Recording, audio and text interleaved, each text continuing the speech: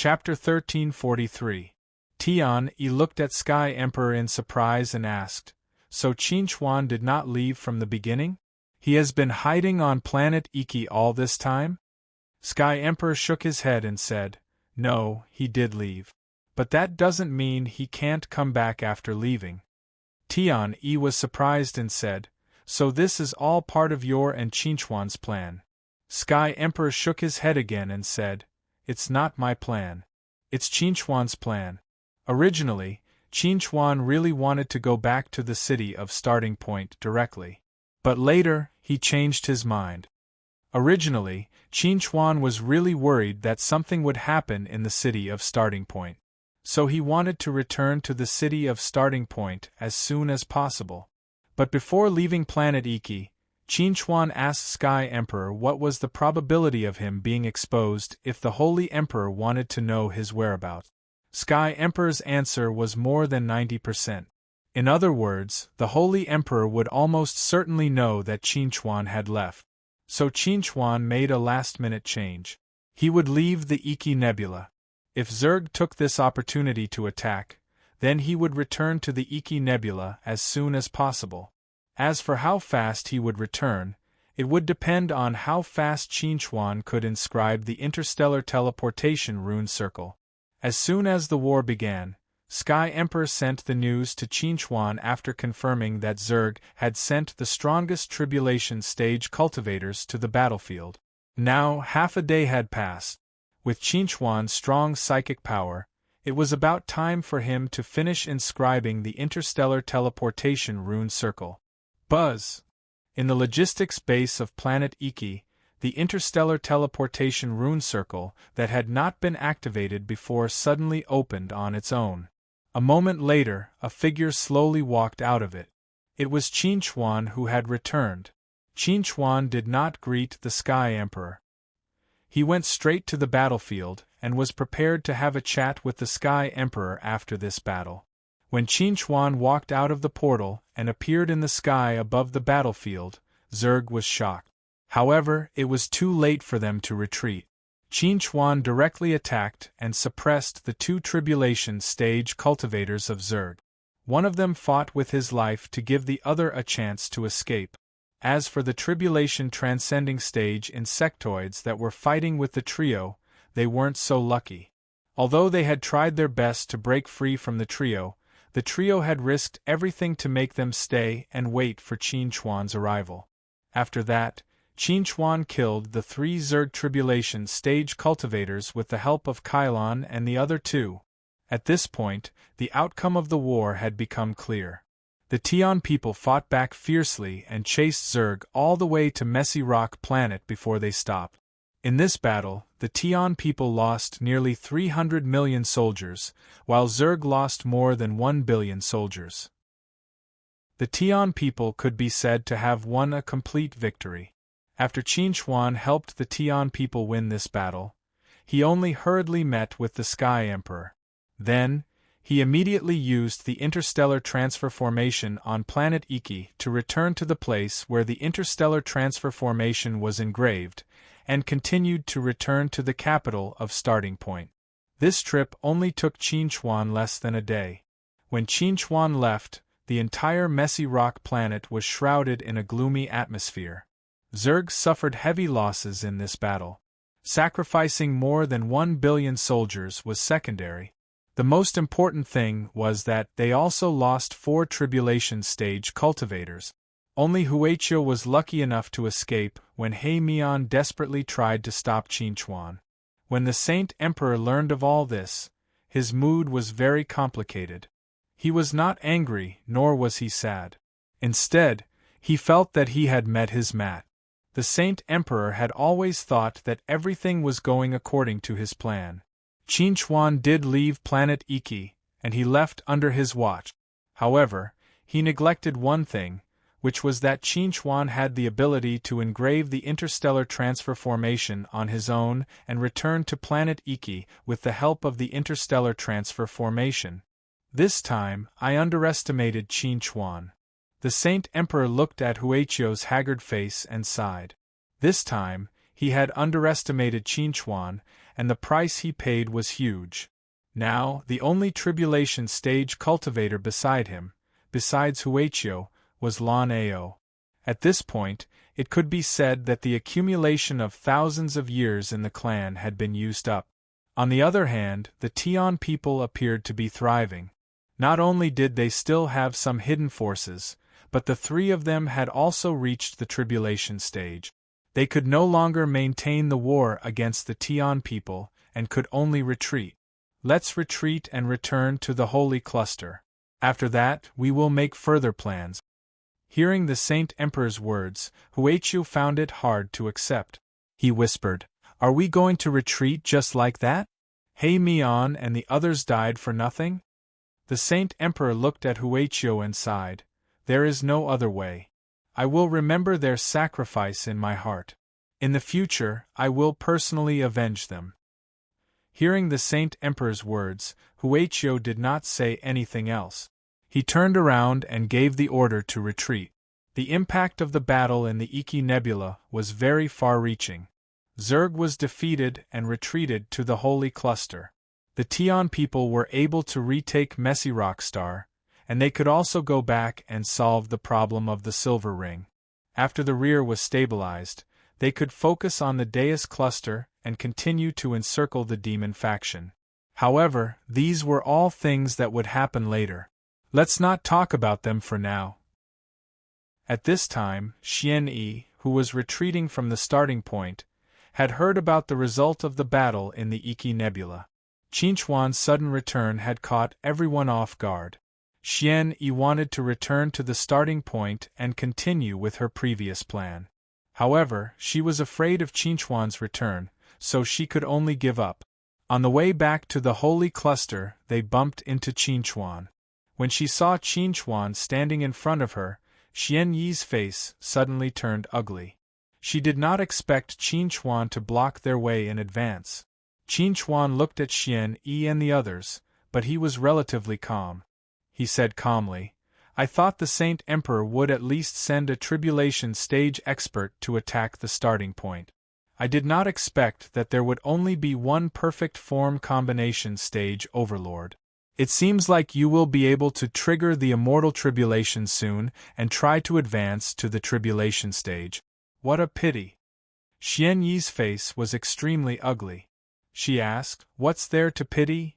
"Of course it's a pity that you will die soon and will not have the chance to advance to the tribulation stage."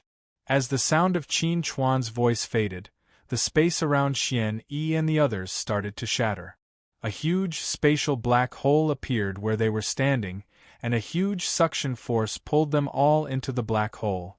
Before they died, they didn't even have the chance to scream in agony. After Qin Chuan confirmed that Xian Yi and the others were dead, he returned to the starting point. Although the hidden danger had been removed, he still wanted to go back and see for himself to be at ease. Chapter 1344. When Qin Chuan returned to the capital of Starting Point, he was greeted by Knight Serenity and Long Xiao. Long Xiao smiled and said to Qin Chuan, "We've heard about what happened. You came back from the Iki Nebula and caught Zerg off guard. Zerg suffered heavy losses and has retreated to the Holy Cluster. The battle in the Celestial Cluster is over for the time being." 4 days had passed since the battle in the Iki Nebula. The result of the battle had spread throughout the universe. Anyone who paid attention to this matter already knew that Zerg suffered a heavy loss at the hands of Qin Chuan. This also made the various forces attach more importance to Qin Chuan. Yu said to Qin Chuan with some emotion, "I still remember the first time we met. At that time, you were just a little guy at the early stage of the Dongxi realm. Now, only 6 or 7 years have passed, and you have already become a top expert whose name has shaken the world. It really makes one sigh with emotion." Knight Serenity paused for a moment and said to Qin Chuan, "Do you know what the outside world calls you?" Qin Chuan was a little curious and asked, "What do they call me?"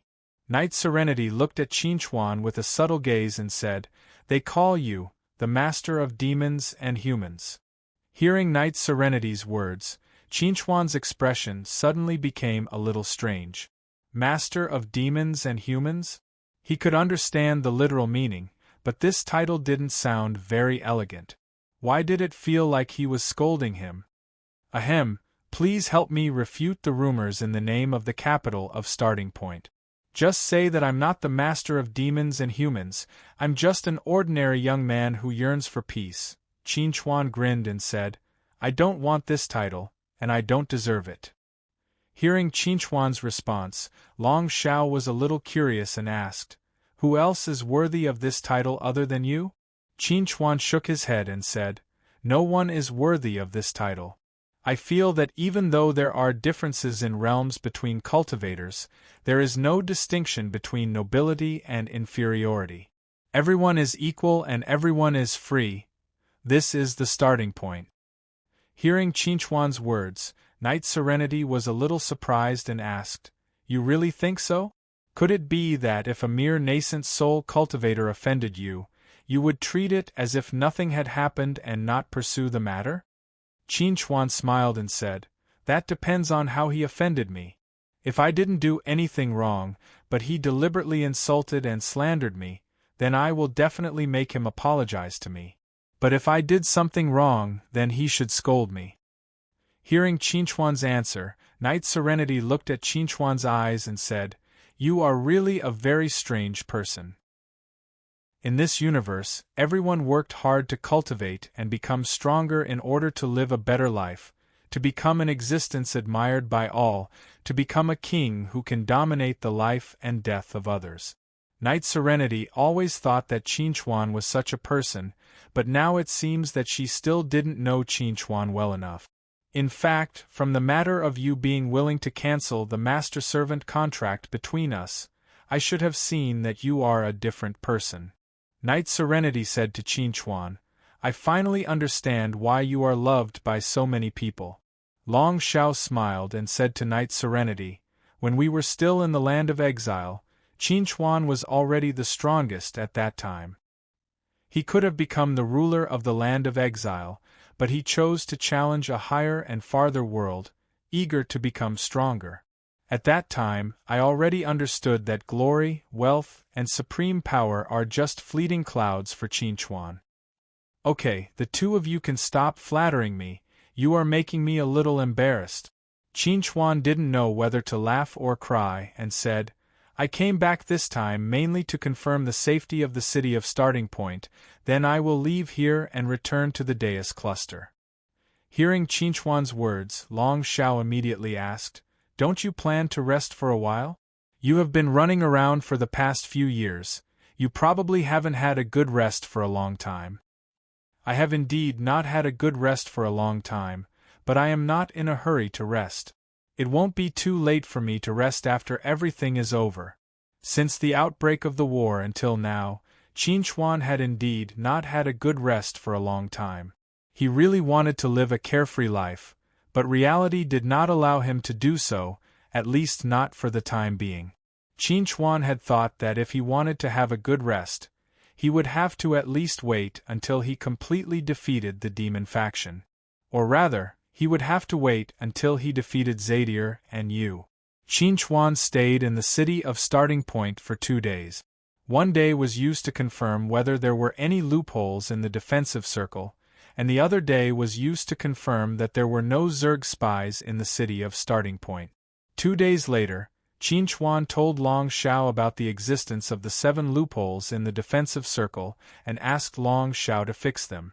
As for the Zerg spies that he discovered, he handed them over to Bluepool to deal with. There was no need to interrogate them. Bluepool would find a suitable time to execute these spies.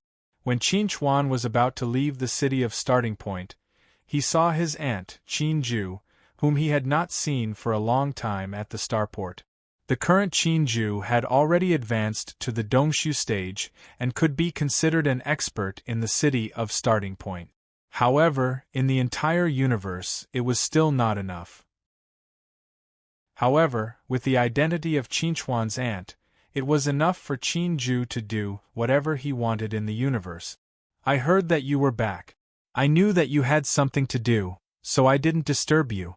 Now that you are leaving, you don't mind letting me take up some of your time, right? Hearing Qin-Ju's words, Qin-Chuan smiled and took the initiative to hug Qin-Ju. Aunt, I miss you very much. Hearing Qin-Chuan's words, Qin-Ju's body instantly became soft. This was the first time in her memory that Qin-Chuan had called her aunt. Just as Qin-Chuan was about to say something, Qin-Ju smiled and said loudly to the open cabin door of the spaceship behind him, "Did you hear that?" Qin-Chuan said that he misses me, but he didn't say that he misses you. Ningya, who was wearing a cheongsam, slowly walked out of the spaceship. She looked at Qin-Chuan faintly and sighed. As a teacher, I'm already old and can't teach him anything. It's normal that he doesn't miss me. Looking at Ningya, who suddenly appeared, Qin-Chuan didn't know whether to laugh or cry. He felt that he had been tricked. If he had known earlier, he would have used his spiritual power to sense the interior of the spaceship. Chapter 1345. Aunt Teacher, are you here to send me off? Qin-Chuan looked at Qin-Ju and Ningya, feeling a little apologetic. This time, he only had time to deal with official matters and had never thought of meeting Qin-Ju and Ningya. This was his negligence. No, we're preparing to travel with you to the Deus cluster. Ningya said to Qin-Chuan, in the past we were always worried about dragging you down. It wasn't until we found out that Yao Rao and Chen Chongqing could also help you at the front lines that we had this plan. Qin-Ju nodded and said, That's right. Although my strength might not be enough, I was once a general. There's no problem in commanding the soldiers at the front lines. Ningya added, Although I can't command the soldiers at the front lines and don't know anything about military matters, as an outstanding teacher of the people, I'm also an outstanding psychiatrist. I think there should be a place for me to shine at the front lines. Hearing Qin-Ju and Ningya's words, Qin-Chuan pondered for a moment and said, Aunt Teacher, I understand your thoughts. I can promise to bring you to the front lines, but you have to promise me that you won't put yourselves in danger. No matter how selfless Qin-Chuan was, he would never ignore the people close to him. Ningya and Qin-Ju were Qin-Chuan's closest people and were his most respected elders. He could understand why they wanted to go to the front lines to help and personally experience some things, but he didn't want any accidents to happen to them at the front lines. Although we are all your elders, we are not very old. We still have a long life ahead of us. We still cherish our lives. Ningya smiled. The conditions that Qin-Chuan had told her were not conditions at all. If it was not necessary, who would be willing to sacrifice themselves? Just like that, Qin-Chuan, Ningya, and Qin-Ju embarked on the journey to the Deus cluster. It was also because of this that Qin-Chuan did not use spatial travel to travel. Instead, he took a spaceship and could be considered to have temporarily relaxed. On the way to the Deus cluster, Qin-Chuan did not do nothing. He had been studying the demigod power in his body, hoping to find some principles to derive more demigod power. Although the demigod power in Qin-Chuan's body was absorbed from Rengar, and it was not considered his own, because Qin-Chuan controlled the thunder laws and the power of the void, Qin-Chuan could still obtain something he wanted from the demigod power. Rengar's demigod power is derived from the power of the law of lightning. Logically speaking, the demigod power should have something in common with the power of the law of lightning, but why is it that my power of the law of lightning has no connection with the demigod power? Without the power, the demigod power, the demigod power, with the demigod power, the demigod power. Qin-Chuan was very puzzled. Rengar's demigod power was derived from the power of the thunder laws, so why couldn't his power of the thunder laws derive demigod power? In the past few days, Qin-Chuan had been trying to derive the power of the thunder laws into demigod power, but all his attempts had ended in failure. Even if he merged with the power of the void, there was no way to derive demigod power. This made Qin-Chuan very puzzled. There must be a problem somewhere. Qin-Chuan felt that it was not that his power of the thunder laws was not good enough, but that there was a problem with his steps. However, he did not know much about the demigod power, so he really did not know what the problem was. Just as Qinchuan was focused on studying the power of the thunder laws and the demigod power, Ningya found Qinchuan. She looked at the frowning Qinchuan and asked, "What have you been studying recently? You seem to be frowning every day." Hearing Ningya's words of concern, Qinchuan smiled bitterly and said, "I'm studying the power of the thunder laws and the demigod power." Now that Ningya had advanced to the Dongshu stage and had mastered the law of water, but Ningya was still very far away from the demigod power. Qinchuan did not think that Ningya could help him in this aspect. This was not because Qinchuan looked down on Ningya, but because Ningya's current level was really not high enough. Hearing Qinchuan's words, Ningya smiled and said to Qinchuan, "Although I'm only at the Dongshu stage now, which is much lower than you, and my vision is not enough, I believe that everything in the world is connected. Why don't you tell me your problem? What if I have some good suggestions?"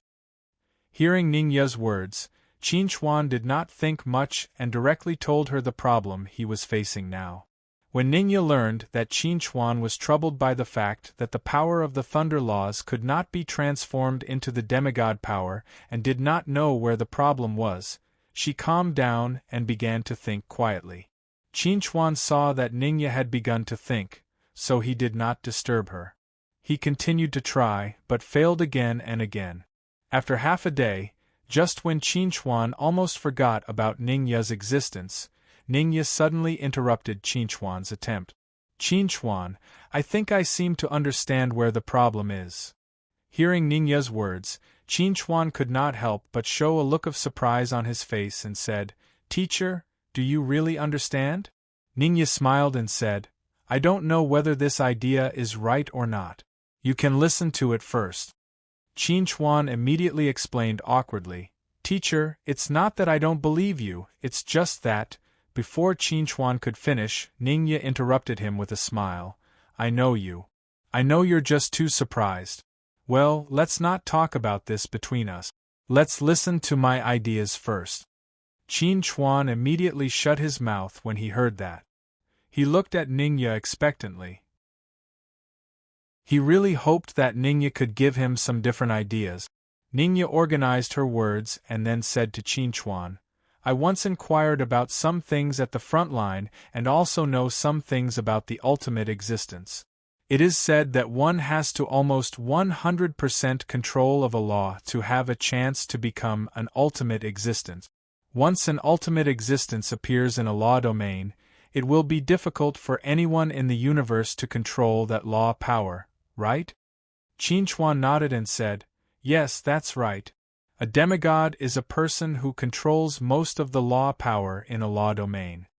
Ningya nodded gently and said, "So, is the reason why you can't derive your power of the thunder laws into demigod power because you control too little law power in the law domain of the thunder laws."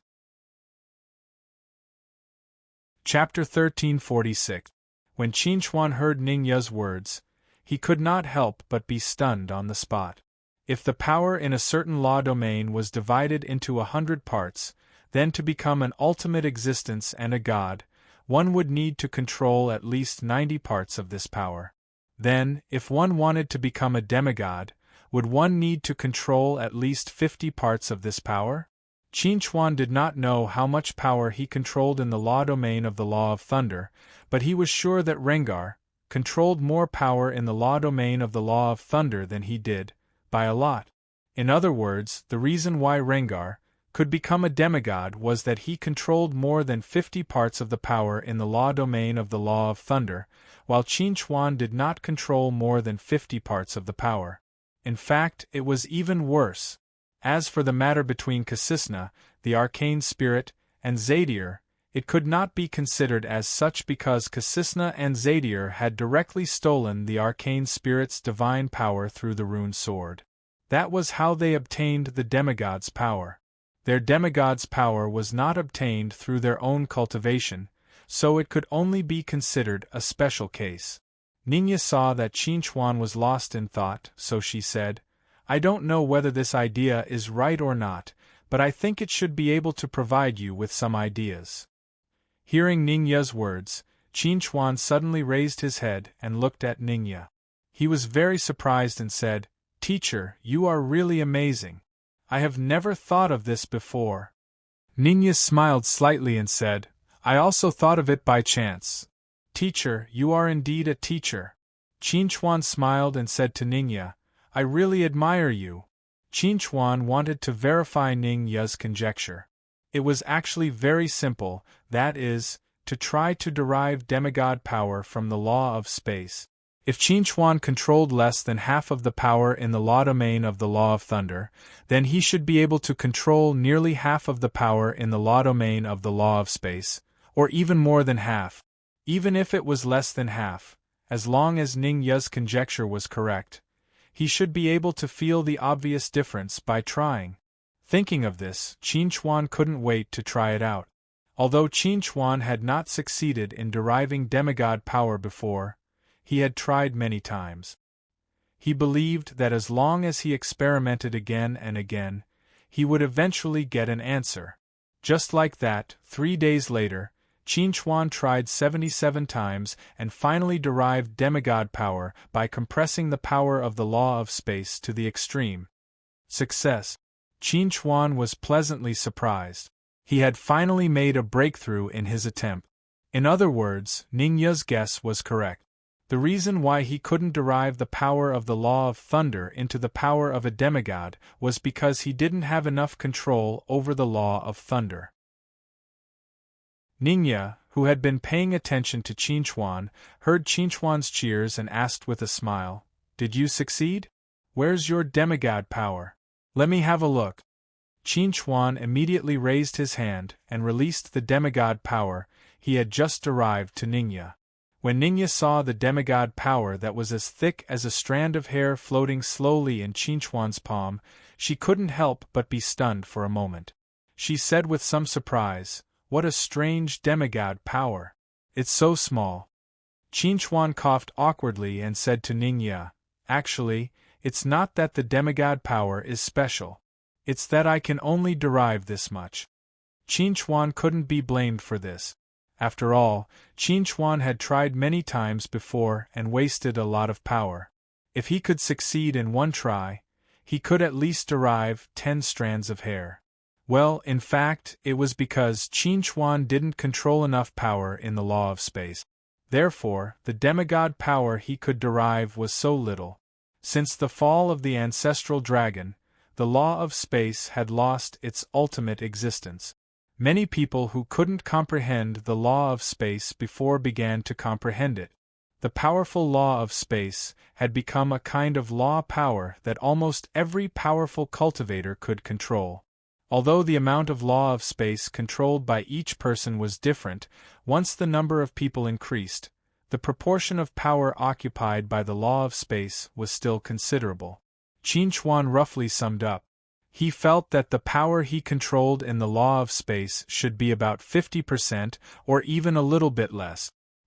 He could only be regarded as barely touching the threshold of a demigod. Therefore, the demigod power he could derive was so little. However, as the saying goes, everything is difficult at the beginning. Now that he had a good start, it would naturally get better and better in the future. Although Qin Chuan wasn't a demigod yet, he believed that it wouldn't be long before he could become a real demigod, and becoming a demigod would be the first step to becoming an ultimate existence. Teacher, your conjecture is indeed correct. This also makes me realize why Rengar is so hostile towards me. Qin Chuan sighed. Although Ningya's strength and realm were not as good as his, she was still very good at thinking.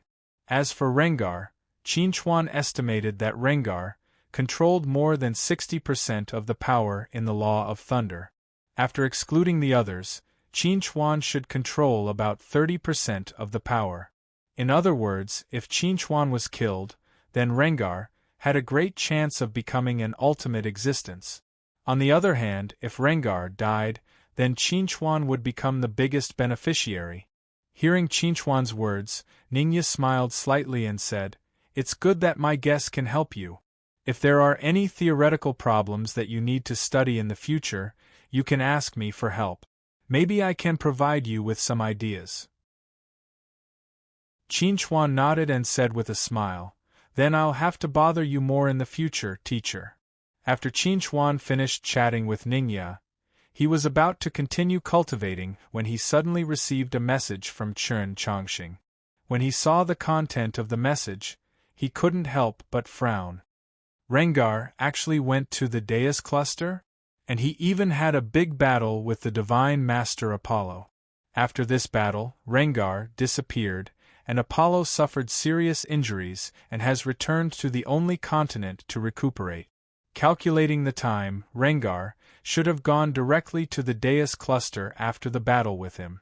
Qin felt that this was not Rengar's idea, but the Sage Emperor's arrangement. Chapter 1347. For Qin, he and Rengar were destined to be enemies because of the Thunder Precept. Now that Rengar was hiding in the Deus cluster, he might cause great trouble for the Endless Allied Army. Therefore, he must find Rengar and get rid of him. Before he returned to the Deus cluster, it was best for the Endless Allied Army not to make any moves, lest Rengar seize the opportunity to attack. As for how to find Rengar, this was a problem. Not long after Qin received the news from Chen Chongxing, he received another message from Thelon. The war in the Silver Hoop had been quelled, and the Nephilim army had been completely wiped out. In other words, the demon faction's plan to start an all-out war had failed. Now that Zerg had returned to the Holy Cluster, the crisis in the Silver Hoop had been resolved. The place where the war still broke out was the border between the Deus cluster and the Demonic Star cluster.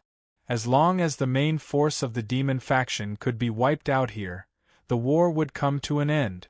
This might be good news for others, but for Qin, this was only the first step in a long journey. Because the demon faction had the Nephilim king, the insectoid queen, and even Zadir and Yu behind them. Before these problems were solved, the end of the war would only be temporary. Demonic Star, Narway, Ford, and Lon Ao were all gathered together. Everyone's expression was very ugly. Originally, Zerg, under the command of the Holy Emperor, had marched out of Pandemonium and threatened the Iki Nebula, causing great pressure on the Tian people. However, Qin had ruined the Holy Emperor's battle plan one after another, causing Zerg to lose almost all of his combat power. He had lost the ability to continue fighting with the Tian people and had to retreat to the Holy Cluster. On the other hand, since the crisis in the Iki Nebula had been resolved, Thelon had rushed to the Silver Hoop without stopping to take a break.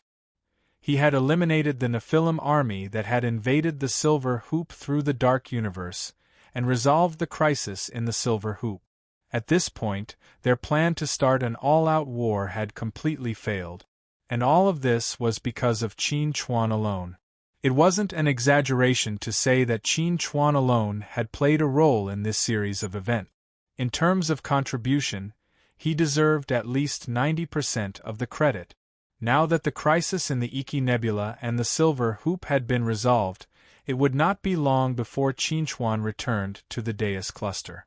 When that time came, they would have to face Qin once again to face the threat of death. To them would not to them, or they would, facing Qin. Humph. That demigod of your void empire. Not to you. Ford couldn't help but speak first, and he directly made things difficult for Nar. Now, the news of Kasisna's death was no longer a secret, and Ford had already learned about it. To think that he had placed high hopes on Kasisna, but in the end, Kasisna had already died at Qin hands more than half a year ago. At that time, Nar had always said that he did not know Kasisna's whereabouts. Now, in Ford's eyes, Nar clearly knew everything, but chose not to report it. When he thought that once Qin returned, perhaps the Devil Star would change owners again, Ford's mood became extremely bad. Hearing Ford's words, Nar's expression suddenly changed, and he said coldly, Ford, you should maintain the most basic respect for the strongest. Even if the strongest has fallen, you should not speak rudely. Ford sneered and said, if your Void Empire really respected that demigod, you would not have hidden the news of his fall from us for so long. I said before this, I didn't know anything. Whether Ford and Lon Ao believed it or not, it was impossible for Nar to admit all this. Okay, you two better stop arguing. Lon Ao frowned and said, compared to our sacred clan, your losses are nothing. In this plan to launch a full-scale war, if there was a need to say who suffered the greatest loss, it must be Zerg. After the battle in the Iki Nebula, the number of Zerg's tribulation stage supreme existences that had fallen at the hands of Qinchuan had reached 7. Zerg had a total of 9 supreme existences in the tribulation stage. In just a few years, 7 of them had fallen. The loss was really heavy. It could be said that Zerg's overall strength had regressed by at least 10,000 years. Hearing Lon Ao's words, Ford looked at Lon Ao with eyes full of sympathy. Zerg had hidden so many supreme existences in the tribulation stage for the purpose of shocking the world. In the end, someone had indeed shocked the world. However, it was not Zerg, but Qinchuan. Now, Zerg only had 2 supreme existences in the tribulation stage left, Lon Ao and Huichong. Even if the Holy Emperor was included, their strength had inevitably become the weakest side. Nar snorted and said, you lost 7 supreme existences in the tribulation stage, but we lost a demigod. Lon Ao sneered and said, do you think that we really don't know anything now? A demigod has fallen, but you can get a supreme existence. Isn't this a prophet? Hearing Lon Ao's words, Nar was shocked. This was an extremely secretive matter even within the Void Empire. How did Lon Ao know? Lon Ao was not in the mood to pay attention to Nar. He looked at Ford and said, if the great demonic star cluster can't send someone to resist Qinchuan this time, then our divine clan will not accompany you. Ford's expression changed slightly, and he said in a deep voice, what do you mean? Lon Ao said coldly, am I not clear enough? Our divine clan has suffered heavy losses. Now we need enough strength to protect ourselves. Therefore, I must bring all the soldiers in my hands back to the Holy Cluster. How are you going to return to the Holy Cluster? Ford frowned and said, if you want to return to the Holy Cluster, you have to go through the Deus Cluster and the Celestial Cluster. The One God religion and the Tian people will not let you return safely. You don't have to worry about how we are going to go back. You'd better think about whether there is a way to restrain Qinchuan. Lon Ao snorted, got up, and walked out of the conference room. He had already said so much, so there was no need to continue chatting with Ford and Nar. After Lon Ao left, Ford turned to Nar with a gloomy face and asked, what does the Void Empire think? Nar said with a fake smile, since Lon Ao wants to retreat with the people of the Divine Clan, then our Void Empire can only retreat with them. Chapter 1348. On a sunny September day, Qinchuan returned to the Deus Cluster and returned to the front line. When Qinchuan returned to the front line, he was greeted by the enthusiastic cheers of all the soldiers on the front line. In the past few years, Qinchuan had established an extremely high prestige in the Endless Allied Army. If there was anyone who could make all parties submit to him, it would be Qinchuan. Facing the enthusiastic cheers of the soldiers, Qinchuan, who had just returned, had no choice but to stand up and say a few words. When the soldiers heard that Qinchuan was going to speak, they almost spontaneously quieted down. Everyone looked at Qinchuan with expectant eyes, guessing what Qinchuan would say. Facing the gazes of the crowd, Qinchuan pursed his lips and said, everyone, victory is close at hand. Now that the crisis of the Celestial Cluster and the Silver Ring had been resolved, Zerg was no longer able to go to Rubble Star, and the Silver Ring was also under the protection of the Tian people. Now, the only enemy left in front of them was the demon faction on the Devil Star. When everyone heard Qinchuan's words, they could not help but feel excited. They had been fighting outside for several years, and they really wanted to end the war and return home as soon as possible. Although some of them had lost their homes, they would definitely rebuild them in their lifetime. After winning the war, all of us can go home, reunite with our families, and rebuild our homes with our friend. Laughter will replace the roar of the cannons and accompany us. Everyone, thank you for your hard work. Qinchuan's speech ended here, but the enthusiastic cheers for Qinchuan seemed to have just begun. In this lively atmosphere, Qinchuan returned to his command center and gathered with everyone whom he had not seen for a long time. Tian-san looked at Qinchuan and said sincerely to Qinchuan, "Marshal Qin, thank you very much for the Battle of the Iki Nebula." Tian-san had long wanted to thank Qinchuan in person. If it were not for Qinchuan, the Iki Nebula would have been difficult to defend, and Zerg would not have been defeated so easily. It was no exaggeration to say that it was Qinchuan who defeated Zerg by himself. As a Tian people, Tian-san had to remember Qinchuan's kindness to the celestial cluster. Hearing Tian-san's words, Qinchuan smiled and said, "This is what I should do. No matter what you say, I must be grateful to you." Tian-san was very serious as he said to Qinchuan, "You are a comrade of our Heaven clan and even more so, a benefactor." "Haha, Elder Tian-san, there is no need to be so pretentious between us." Chen Chongqing smiled and said to Tian-san, "Our boss is not the kind of person who likes others to owe him anything." Qinchuan smiled and nodded. He said, "Chongqing is right. I don't like to owe others, and I don't like others to owe me. We will still get along with each other in the future." "It seems that I am too pretentious." Tian-san laughed and said, "Then I will not say these words. However, there are some things that I will remember." "Qinchuan, this time, should we launch a counterattack?" Zhou looked at Qinchuan and pursed her lips slightly. She said, "We should not give the demon faction too much time to prepare." Hearing Zhou talk about serious matters, everyone stopped their small talk and looked at Qinchuan, waiting for Qinchuan to make a decision. Qinchuan first nodded and then shook his head. He said, "Counterattack is a must, but before that, I need to deal with another hidden danger, Rengar." As he spoke, Qinchuan turned to look at Pope Baudelo and asked, "Pope, how much do you know about Rengar?" Baudelo heard this and said to Qinchuan, "Previously, the Master God had contacted me and told me the situation of that battle.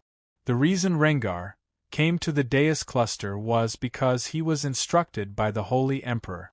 The purpose of Rengar's trip was to destroy the top fighting force of our endless allied army in one fell swoop. Fortunately, the Master God was warned by the only true God, Atheus, and acted in advance to stop Rengar. According to the Master God, Rengar should have fled to the Dark Universe." Hearing Baudelo's words, Qinchuan frowned slightly and asked, "Is it the Dark Universe where the Millstone continent is located?" Baudelo nodded and said, "Yes, it is the Dark Universe. I guess Rengar should be recuperating somewhere at the edge of the Dark Universe. When he recovers, he will definitely come out of the Dark Universe. I can't wait." Qinchuan pursed his lips and said, "When Rengar recovers, this battle will become very troublesome. I am ready to set off now and go to the Dark Universe to look for Rengar." Hearing Qinchuan's words, Lu Zi frowned and said, "But if you enter the Dark Universe, you will be temporarily cut off from the outside world. If anything happens, it will be difficult for us to inform you immediately." Qinchuan heard this and said to Lu Zi, "I will go with Bai Yu. When the time comes, let Bai Yu stay in the outside world. If you have anything, you can tell Bai Yu. Bai Yu can rely on the telepathy between us to find me in the Dark Universe." Hearing Qinchuan's words, Bai Yu said, "I have no problem." Then it's settled. Qinchuan said to Bai Yu, "Let's set off now." Immediately, Qinchuan and Bai Yu left the borderline and went straight to the Dark Universe. The others continued to stay at the borderline, guarding against the attack of the demon faction. Before Qinchuan returned, they would not take the initiative to start a war, but they would never be afraid of war. The Dark Universe. Just as Saint Baudelaire had expected, Rengar was secretly recuperating on a barren planet. He had exhausted all of his demigod power in the battle with Qin Chuan. Although he had recovered a little on the way to the star cluster of gods, it was still very limited. Moreover, he had exhausted all of it in the battle with the Divine Lord, Apollo. He had no choice but to retreat into the Dark Universe to recuperate. This time, he would only go out after he had recovered to his peak state, and to recover to his peak state, he would need at least half a year or so. By now, Rengar had recovered about 40% of his demigod power, and his injuries had all healed. In the process of recuperation, Rengar did not come out empty-handed. He could clearly feel that he had mastered more than 70% of the power of the Thunder Maxim. Not only had the power of his demigod power become stronger, but his reserves had also increased. Now, Rengar had a hunch that he was only one step away from becoming a paragon existence, and he was only one step away from Qinchuan. As long as Qinchuan was dead, he could almost immediately become a paragon. Chapter 1349. Half a month later, Qinchuan and Bai Yu arrived at the edge of the Dark Universe. Bai Yu, wait for me here. If you encounter any danger, hide for the time being. Before Qinchuan left, he repeatedly warned Bai Yu. Bai Yu had already advanced to a high-quality saint artifact. Ordinary people were no longer her opponent, but if she had to face supreme existences at the transcending tribulation stage, it would still be a bit difficult. Qinchuan was worried that Rengar would coincidentally come out of the Dark Universe after he entered and meet Bai Yu. This situation was not impossible, so he still had to warn her. Bai Yu nodded and said to Qinchuan, I know. If Rengar comes out of the Dark Universe, I'll run away immediately. Bai Yu paused for a moment before continuing, You don't have to worry about me. I'm still waiting to return to the Eternal Forest. I won't die so easily outside. Qinchuan nodded and said nothing more. He turned and flew into the Dark Universe. After Qinchuan entered the Dark Universe, he identified the direction a little and then began a carpet search. He didn't know where Rengar would be hiding, nor did he know Rengar's habits, so he could only use this stupid method. It might waste some time, but it was still effective. However, what Qinchuan didn't know was that when his figure appeared in the Dark Universe, because they were both people who controlled most of the power in the law domain of the Law of Thunder, Rengar had a vague feeling of his existence. Although this feeling was very vague, it was enough for Rengar to lock onto his location. And most importantly, because Qinchuan controlled much less power in the law domain of the Law of Thunder than Rengar, this sense was one way. In other words, Rengar could sense Qinchuan's existence, but Qinchuan could not sense Rengar's existence. This was something that Qinchuan did not know before, but Rengar knew very well. Otherwise, it would have been very difficult for Rengar to find Qinchuan and the others in the celestial cluster. When he sensed that Qinchuan had appeared in the Dark Universe, Rengar almost subconsciously stopped his practice. The expression on his face suddenly changed from calm to ferocious. Qinchuan. He actually came to this Dark Universe. He must have heard that I was injured, so he came to find me. Rengar almost instantly concluded that Qinchuan was looking for him. Originally, he was still thinking about how to ambush Qinchuan and kill Qinchuan. Now, Qinchuan took the initiative to come to him. This was simply like someone giving him a pillow when he was dozing off. It's impossible for you to find me. With my sense of you, you'll never find me in this lifetime. But this time, I'll let you get what you want. A plan to ambush Qinchuan gradually perfected in Rengar's mind. After 4 days of exploration, Qinchuan had gradually gone deep into the Dark Universe. So far, he still had not found any trace of Rengar's whereabouts. This made Qinchuan somewhat suspect that Rengar had left the Dark Universe in advance. Regardless of whether Rengar was still in the Dark Universe, Qinchuan could not waste more time looking for Rengar. If he still did not find anything after 3 days, then he would leave the Dark Universe and return to the borderline. He would first complete the plan to defeat the demon faction and then find a way to find Rengar. Another 2 days passed. Just as Qinchuan was about to give up looking for Rengar and leave the Dark Universe, a vague presence suddenly appeared in Qinchuan's perception range. This vague presence was well hidden, but under the perception of Qinchuan's powerful mind power, its true form was exposed. Rengar. Qinchuan confirmed the other party's identity almost as soon as he perceived this vague presence. This made Qinchuan feel as if there was a light at the end of the tunnel. At this time, in Qinchuan's perception, Rengar should be cultivating and did not know that he had been exposed. This was a great opportunity for Qinchuan. Qinchuan cautiously approached the barren planet where Rengar was. Under the shield of his powerful mind power, Qinchuan was sure that Rengar could not find his trace. However, just as Qinchuan was about to land on this barren planet, iron chains made of thunder energy suddenly appeared around him and suddenly wrapped toward him. Qinchuan was shocked by this sudden attack. Just as he was about to dodge, Rengar's figure suddenly appeared behind Qinchuan, holding a giant hammer and fiercely bombarding Qinchuan's back. Immediately, Qinchuan was sent flying and entangled by the iron chains made of thunder energy. Pfft! Qinchuan's face immediately turned pale from the sudden attack, and he spat out a mouthful of golden blood. He stared at Rengar, who had suddenly appeared and sensed Rengar on the barren planet. He said solemnly, "You knew of my existence long ago and deliberately lured me into a trap?" Rengar smiled coldly and said, "Yes, I sensed your existence from the moment you entered the Dark Universe. I deliberately set up this inescapable trap and waited for you." Qinchuan frowned and said, "How did you sense my existence? You can't hide from my mind power and appear around me." However, Rengar was unwilling to explain further.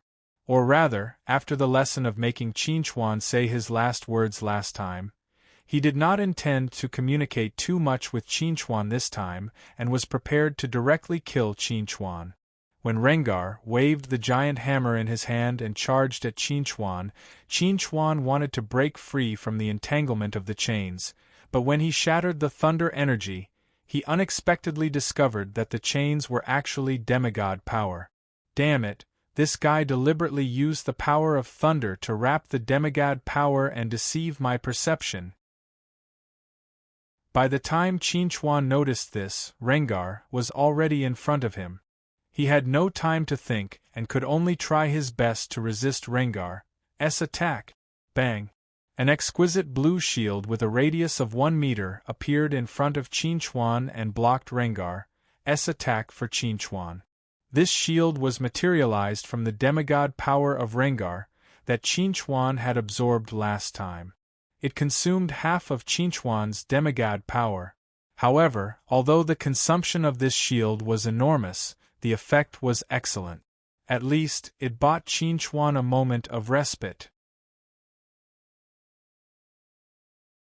Chapter 1350. When Rengar saw Qinchuan materialize a shield with demigod power, the expression on his face became extremely ugly.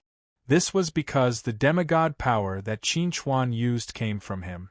This was equivalent to using his left hand to block the attack of his right hand. It would be strange if he was happy. However, Qinchuan's use of demigod power was clearly still very crude.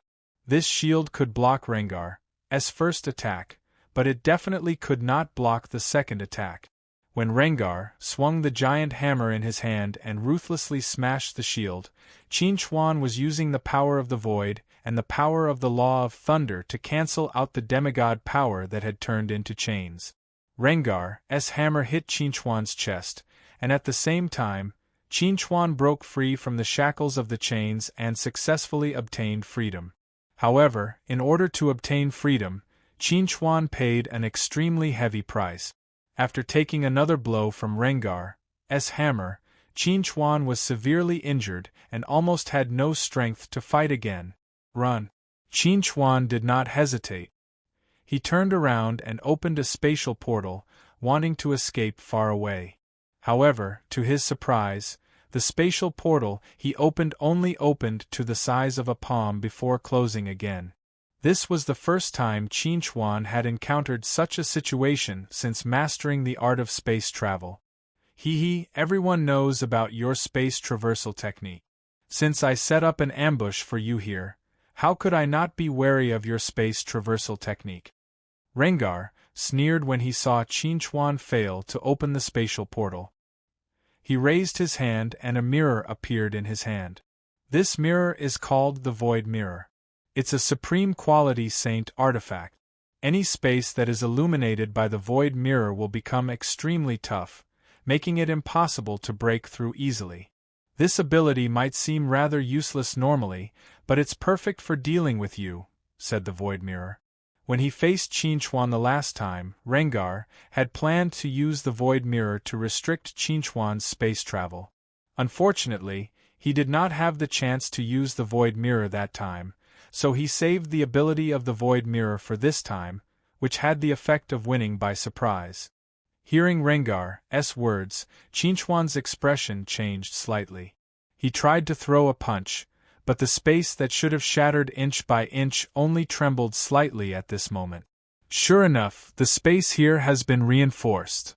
This discovery caused Chuan's mood to become incomparably bad.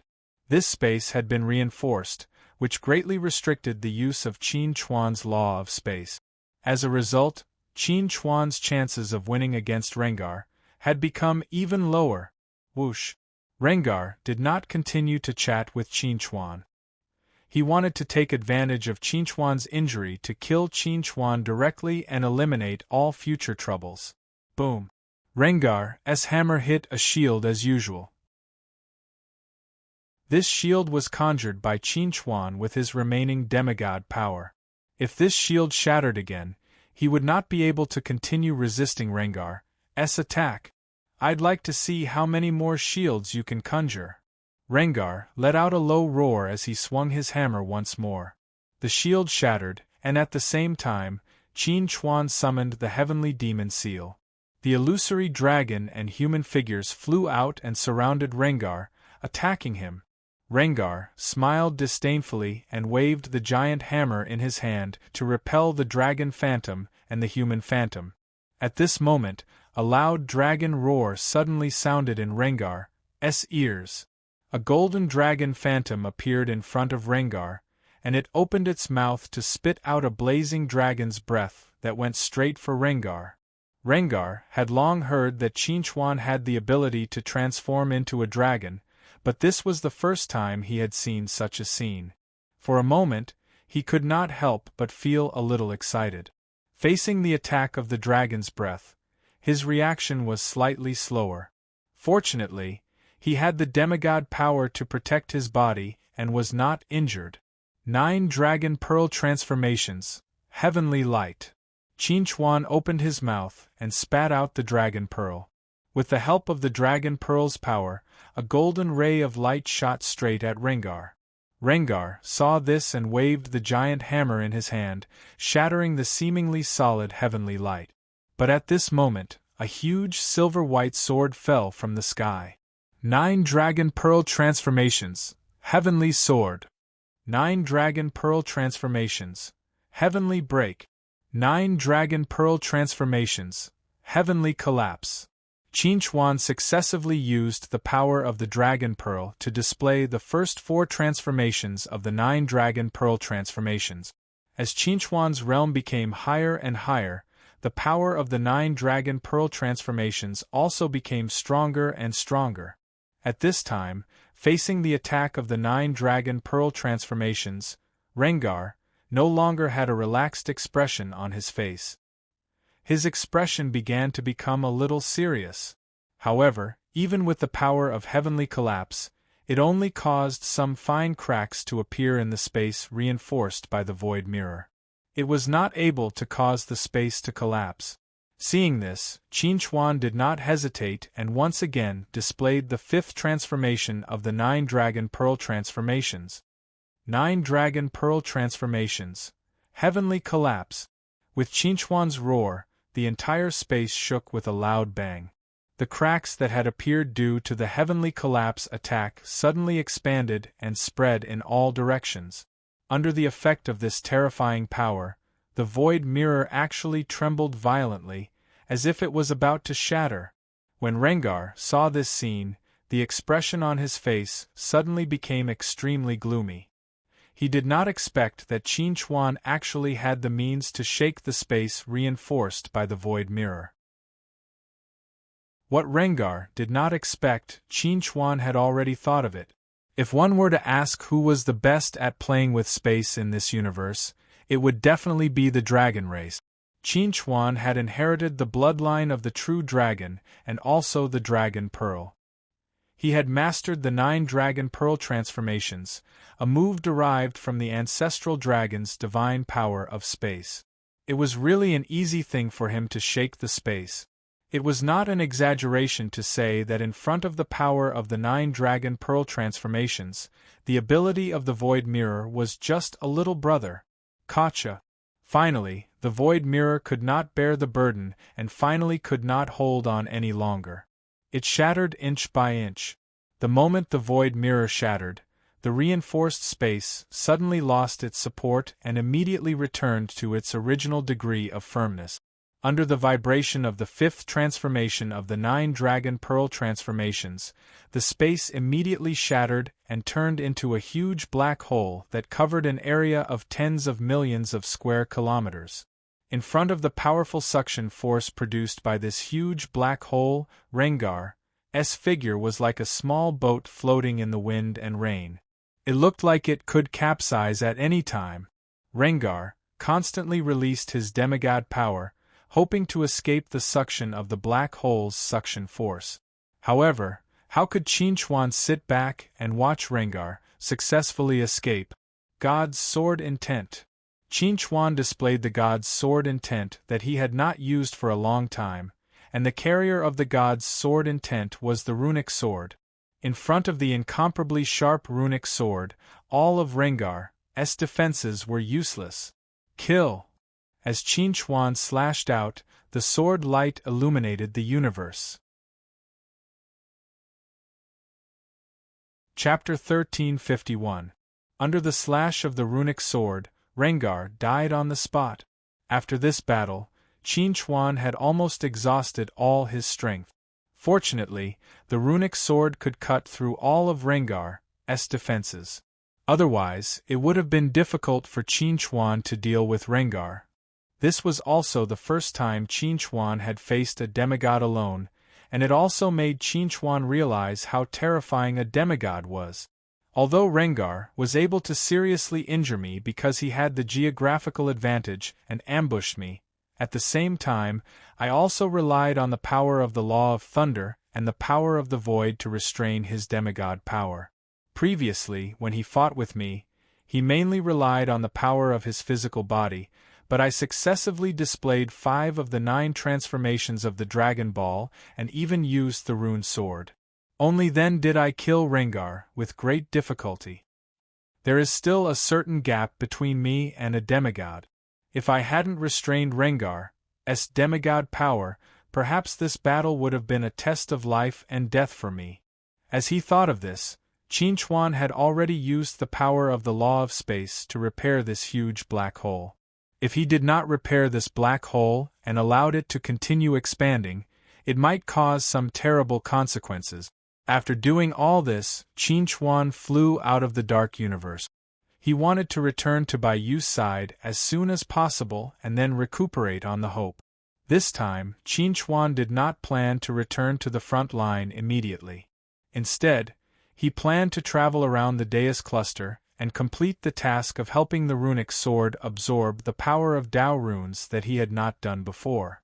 Moreover, He wanted to try to control more of the power of the law of thunder and then try to become a demigod or even a supreme existence. When Baiyu saw Qin Chuan covered in blood, she was really shocked. "Qin Chuan, are you okay?"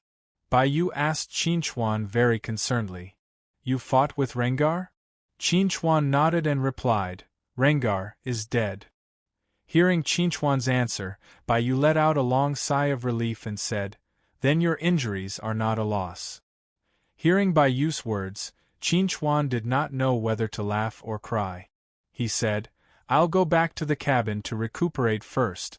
Help me contact the Pope and help me get a map of the Deus Cluster's Dao Rune branch."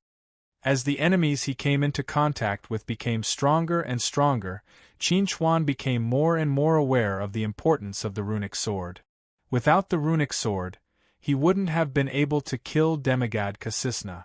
Without the runic sword, he wouldn't have been able to kill demigod Rengar. Qin Chuan's achievements in runes also originated from the runic swords.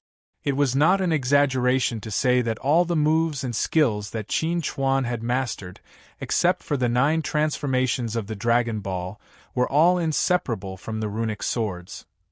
Or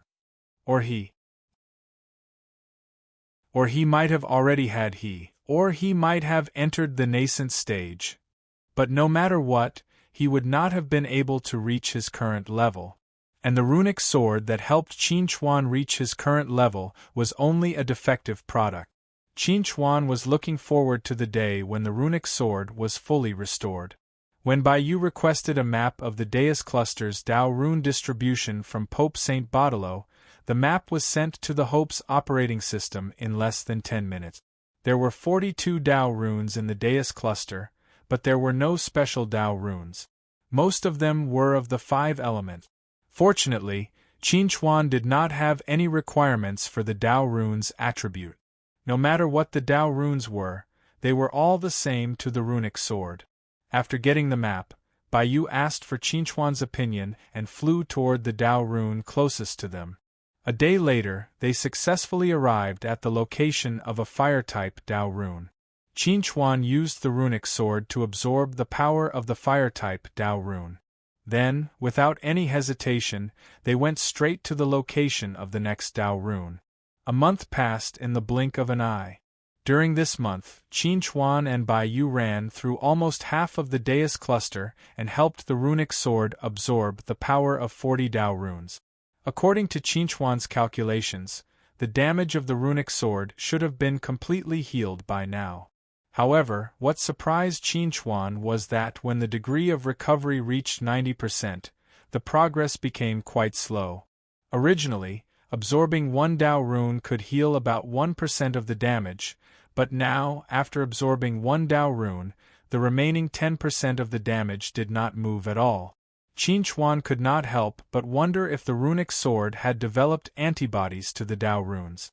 Qin Chuan also wanted to ask the runic sword what was going on, but the runic sword had been busy absorbing and digesting the power of the Dao runes recently and did not have time to pay attention to Qin Chuan. Are there higher-level runes above the Dao runes? Qin Chuan was very confused. If the power of the Dao runes had no effect on repairing the runic sword, then what should he do? Should he look for rune stones? However, rune stones were not like Dao runes. They were usually very rare. Even if rune stones appeared, they would be used immediately by the person who obtained them. It was very difficult to preserve them. Qin Chuan checked the information on the internet. There was no higher-level rune above the Dao runes, and there was no news about rune stones recently. In desperation, Qin Chuan could only ask the Tian people and the One God sect to keep an eye out for rune stones and help him collect as many rune stones as possible. Qin Chuan did not reveal the existence of the runic sword. Before he had the power to make others feel invincible, the existence of the runic sword would always be a secret.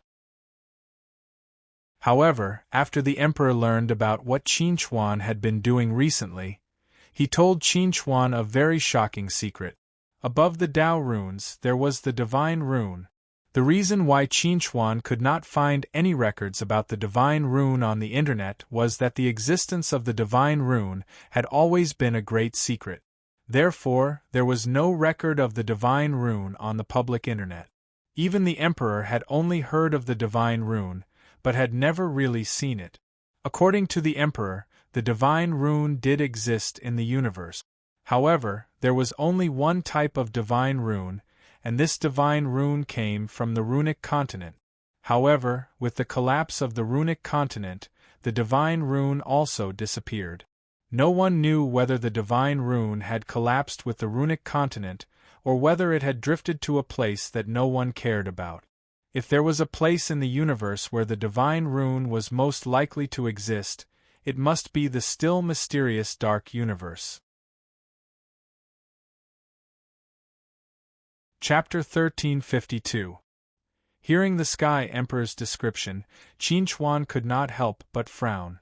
According to the Sky Emperor, if the divine prose really existed in the dark universe, then it would not be easy for him to find it. At the same time, the One God religion had also collected a runestone and sent it to Qin. When Qin used the runic sword to absorb the power of the runestone, he regretfully found that even the power of the runestone could not repair the runic sword. Now, the recovery rate of the runic sword was almost forever stuck at 90%. Qin had a hunch that if he could not find the mysterious divine prose, perhaps the runic sword would never be repaired. However, he had been away from the front line for almost 2 months now. Now that the front line was in full swing, he could not continue to wander outside. He had to return as soon as possible to preside over the overall situation. It would not be too late to look for the divine prose after the demon faction was completely defeated. Thinking of this, Qin no longer hesitated and directly let Bai Yu return to the front line. During the time when Qin and Bai Yu returned to the front line, the demon faction and the endless allied army were fighting almost every day. However, compared to the endless allied army, the demon faction was much weaker in terms of top combat power. LVZ and Zhou Lin working together was enough to stop Ferd, Narwei and Lan Ao. The most important thing was that Narwei and Lan Ao didn't put in any effort. Every time Ferd tried his best, he was beaten until his face was covered in dirt, while Narwei and Lan Ao's bodies were clean and spotless. Regarding this, Ford dared to be angry, but he did not dare to say anything. Right now, Narwei and Lan Ao could still step forward to boost his morale and boost his courage. If Narwei and Lan Ao did not step forward, then he really would not dare to face LVZ and Zhou Lin's siege alone. However, even such days were running out because Qin was already on his way back to the front lines. Once Qin returned, Narwei and Lan Ao would immediately retreat from the great demonic star cluster. At that time, Ford would have to lead the army alone to face the endless coalition army. Just thinking about it gave Ford a headache. Qin left the front lines this time to kill the demigod Rengar. It is said that Rengar has fallen. Every time he recalled this piece of information, Ford felt a deep sense of powerlessness. This was already the second demigod that had died at the hands of Qin. Before this, the number of supreme existences that had died at the hands of Qin had already exceeded 2 digits. In the past, Ford had always thought that as long as he could reach the tribulation passing stage, he could become one of the most powerful people in the universe. As long as the ultimate existences did not interfere, he could do whatever he wanted in the universe. Before Qin appeared, there was no problem with Ford's thoughts. However, ever since Qin first appeared on the battlefield, everything had changed. Since Qin, supreme existences at the tribulation passing stage could not instantly kill overlords at the combination stage. Since then, supreme existences at the tribulation passing stage had fallen one after another since Qin. The deaths of demigods had also started with Qin. Qin was like a curse that entangled each and every one of them, causing them to toss and turn restlessly, unable to sleep at night. Every time Ford asked the Demon King for help, the Demon King's answer was always, "Wait a little longer." Ford did not know what the Demon King wanted him to wait for. He only knew that if he waited a little longer, Qin would return. At that time, if he could not kill and retreat, he would die. Ford. Narway slowly walked over from afar. He looked at Ford, who was standing at the highest point of the demonic star, overlooking the logistics base with a cold expression. When Ford heard Narway's words, he slowly turned around and looked at Narway. He asked, "Are you here to say goodbye?" Narway nodded and said, "According to the inference of the intelligence personnel, Qin should be back in 2 days. I should also lead our Void Empire's expeditionary army to retreat."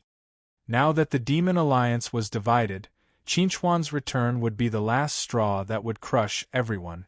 The Void Empire's expeditionary army would retreat, and so would Zerg's army. The rest would be up to the Nephilim race. As for the outcome of the Nephilim race, no one would care. However, most people did not think that Qin could do anything to the Nephilim race. This was because above the Nephilim race, the real ruler was not the Demon King, but the Nephilim King. As long as the Nephilim King was still around, even if Qin had 10 times the courage, he would not dare to push the Nephilim race too far. Since it was impossible for Qin to push the Nephilim race into a desperate situation, Narway would not have any psychological burden when he retreated. However, if Qin could really push the Nephilim race into a desperate situation, then Narway would have to retreat with the Void Empire's expeditionary army. He did not want to bury billions of troops with the Nephilim race. What about Lan Ao? Ford smiled coldly with a disdainful expression.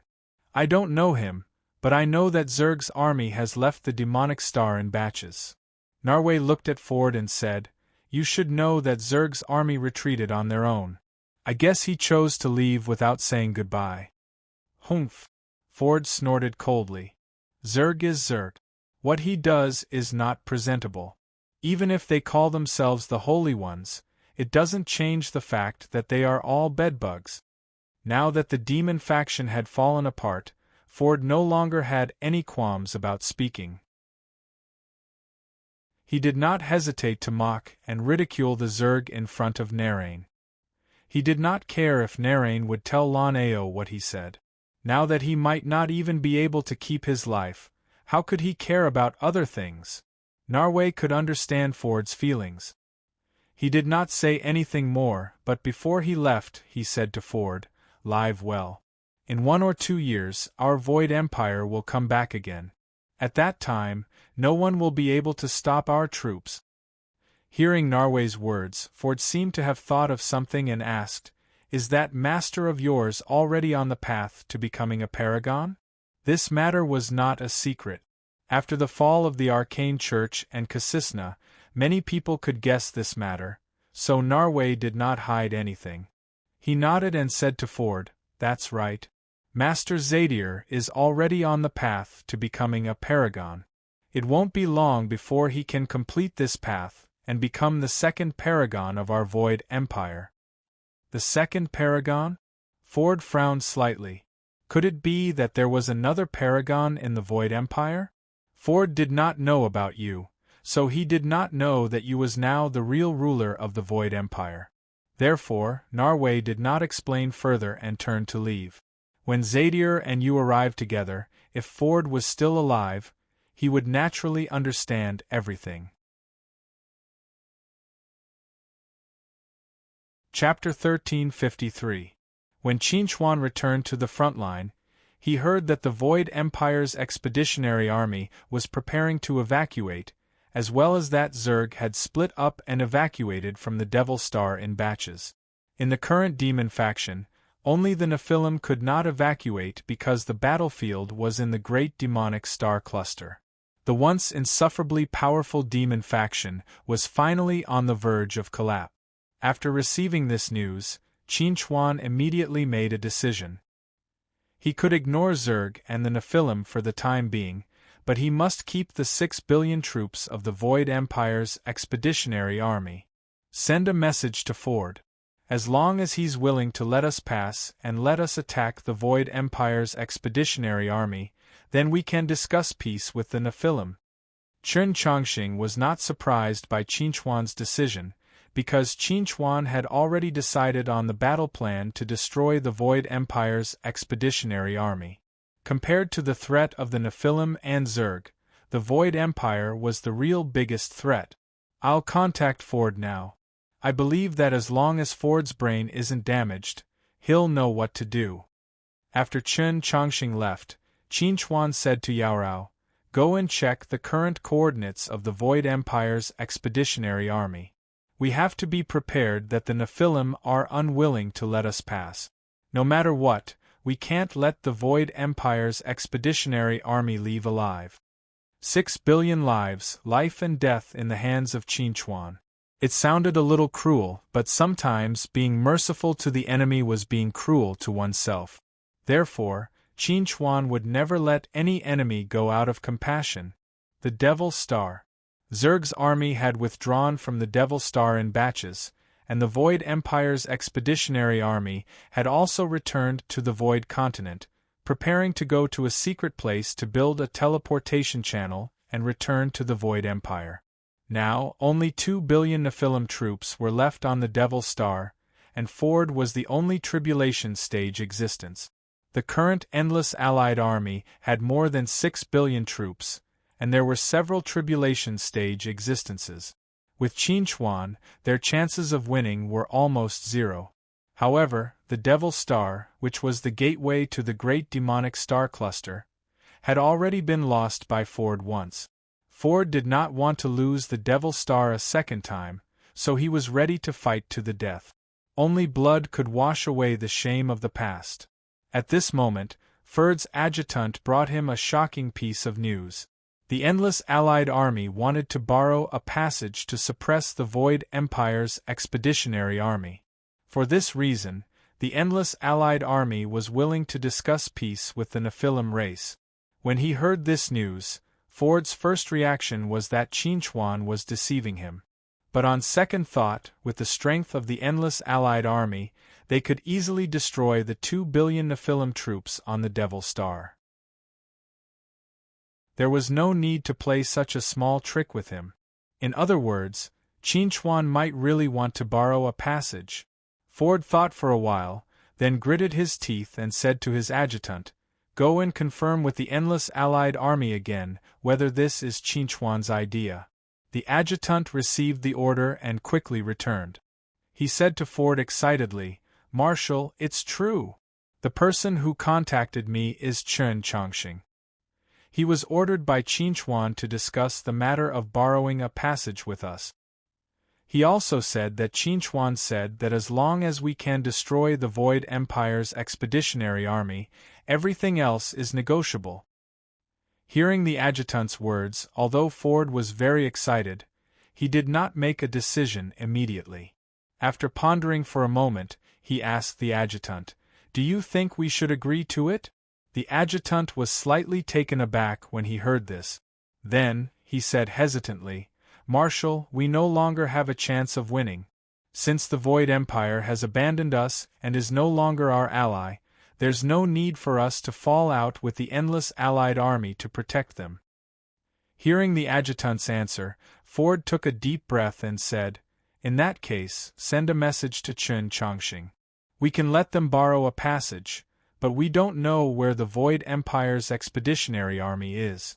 If they want to destroy the Void Empire's expeditionary army, they'll have to find them themselves." The adjutant hesitated when he heard this. "But will they agree to the peace talks like this? Their purpose is to borrow a passage and not be disturbed by us. As for whether we help them or not, it doesn't matter if we provide clues or not." Seeing that the adjutant still wanted to say something, Ford waved his hand and motioned for the adjutant to stop talking and just do as he said. Things were just as Ford had expected. The Endless Allied Army only wanted to borrow a passage to enter the Great Demonic Star Cluster. They had no intention of asking Ford to help them at all. For Qinchuan, as long as the 2 billion demon army did not desperately stop them and let the Void Empire's expeditionary army get the information and realize the danger, it would be enough. When the intelligence personnel under Yaorao went deep into the great demonic star cluster without any obstruction, less than 10 days later, they discovered the Tianyu continent in the Cos Nebula of the Great Demonic Star Cluster and discovered the traces of the Void Empire's expeditionary army. The Keith Nebula was the most underdeveloped planet among all the nebulas in the Great Demonic Star Cluster. It had never had much of a presence, and very few people would pay attention to the Keith Nebula. It was also because of this that Nar chose the Keith Nebula and prepared to build a teleportation channel there. However, Neri did not know that many of the intelligence personnel under Yaorao were from the Void Empire. They could be said to be very good at finding traces of the Tianyu continent. No matter how well the Void Empire's expeditionary army hid, they could not completely hide the Tianyu continent.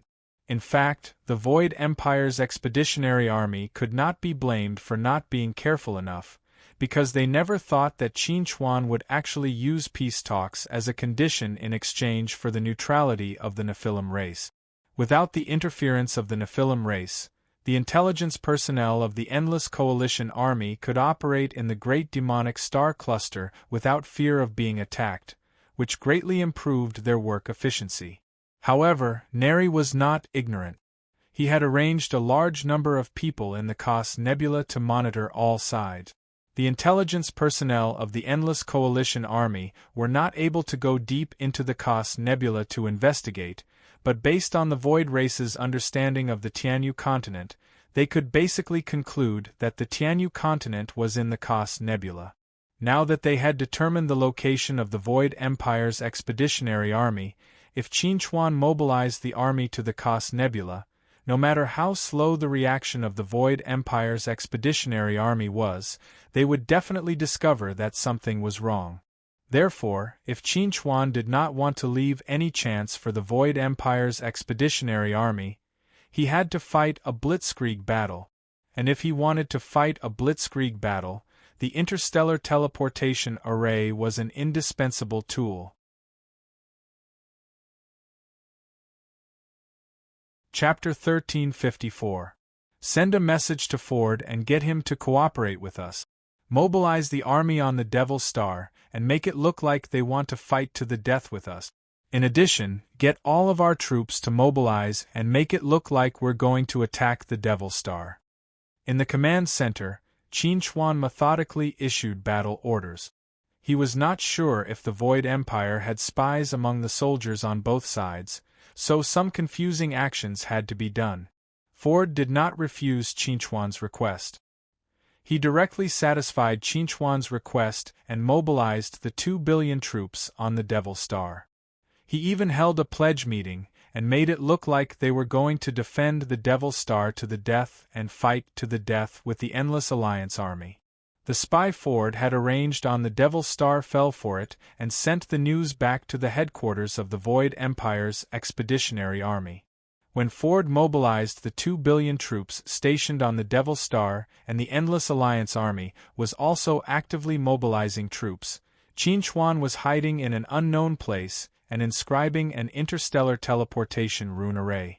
This time, in order not to give the Void Empire's expeditionary army any chance to react, Qinchuan decided to inscribe an interstellar teleportation rune array directly to the Keith Nebula. However, to everyone's surprise, there was no interstellar teleportation rune array in the Keith Nebula.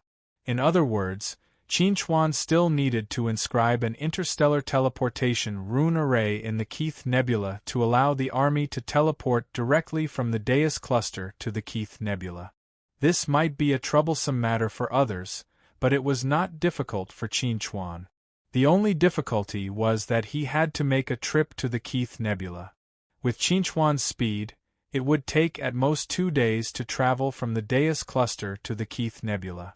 After completing the inscription of the interstellar teleportation rune array, Qinchuan said to Lu Zi, "Keep an eye on this place. If I finish inscribing the interstellar teleportation rune array in the Keith Nebula, it will light up. When the time comes, all you have to do is enter this interstellar teleportation rune array, and you can teleport. Lucy nodded and said, "Got it? I'll keep an eye on this place. You have to be careful." 2 days later, Qin Chuan successfully avoided the spies of the Void Empire's expeditionary army and entered the Keith Nebula. He also found the location of the Heavenly Void continent. At this moment, the Void Empire's expeditionary army was using the power of the Void tentacles to inscribe teleportation runes and establish a teleportation channel. Based on the current progress, it would take at least a month. After confirming this, Qin Chuan found a sparsely populated planet nearby and began to inscribe the interstellar teleportation rune array on it. Half a day later, Qin Chuan completed the inscription of the interstellar teleportation rune array. A hazy light lit up, and the 2 interstellar teleportation rune arrays were successfully connected, allowing unimpeded teleportation. On the other side, Lu Zi had been paying attention to the interstellar teleportation rune array. When the interstellar teleportation rune array lit up, Lu Zi immediately said to Chen Chongqing, who was waiting at the side, "The teleportation array can be used. Get Auntie ready." This time, Chen Chongqing did not participate in the encirclement of the Void Empire's expeditionary army. This time, the command mission was handed over to Qin Ju. It sounded like this battle was very difficult, but it was actually not difficult. As long as Narway died, the Void Empire's expeditionary army would be crippled. They only needed to surround and kill them in an orderly manner. This was not difficult for Qin Ju. After confirming that there were no problems with the interstellar teleportation rune array, Qin Ju immediately led her 1 billion troops into it. On an unknown planet, Qin Chuan looked at Lu Zi and Zhou Lin, who had walked out of the interstellar teleportation rune array, and asked, "Are there any problems?" Lu Zi shook her head and said, "There's no problem." The teleportation process was very smooth. The moment Lu Zi finished speaking, space battleships suddenly appeared one after another from the interstellar teleportation rune array behind them. Qin Ju stood on the deck of the first space battleship, wearing a dark green military uniform and looking valiant. Seeing Qin Ju, Qin Chuan couldn't help but recall the first time he saw Qin Ju. At that time, Qin Ju was already the commander of the 10th Army, and he was just a nameless person. The huge difference in status made him look up to Qin Ju. Now, he was already one of the few experts in the universe, and Qin Ju didn't seem to have changed at all. She was still the valiant female general in his impression. The commotion at the interstellar teleportation array could not be hidden from the Void Empire's expeditionary army. When more than half of the army was teleported over, the spies of the Void Empire's expeditionary army had already investigated the situation here and reported the news to the headquarters in horror. Narway, who was patiently waiting for the teleportation channel to be established, was shocked when he learned that a large number of the Endless Alliance army had arrived at the Kos Nebula through the interstellar teleportation rune array. What he was afraid of was not the army of the Endless Alliance army, but Qin Chuan. As everyone knew, Qin Chuan's attainments in the laws of space were extremely profound. He could inscribe an interstellar teleportation rune array by himself. The sudden appearance of an interstellar teleportation rune array in the Kos Nebula meant that Qin Chuan must be here. Retreat. Retreat immediately. Narway gave the order to retreat without any hesitation. If he didn't retreat now before he was surrounded, it would be too late for him to break out of the encirclement after the Endless Alliance army formed. However, at this moment, a spatial portal suddenly appeared in front of Narway. Qin Chuan's figure slowly walked out, and a pair of cold eyes looked at Narway indifferently. Although Qin Chuan and Narway had already heard of each other's names, this was the first time they had met. Compared to Qin Chuan's coldness, Narway was much more flustered. "Void! Almost without any hesitation, Narway shouted in a low voice, and a large amount of void power rushed toward Qinchuan from all directions. Actually, I've always been very curious. If Xavier wants to become a god and become a first-grade existence, then why do second-grade existences like you continue to cultivate the void power? As Qinchuan spoke, he waved his hand, and a fist-sized black hole appeared, devouring all the void power around him. Qinchuan looked at the pale Narway and asked curiously, "What is the cultivation system of your void empire like? Is it possible that everyone cultivates the power of the laws of the void?" Facing Qinchuan's question, Narway gritted his teeth and said, "If I answer your question, can you let me go?"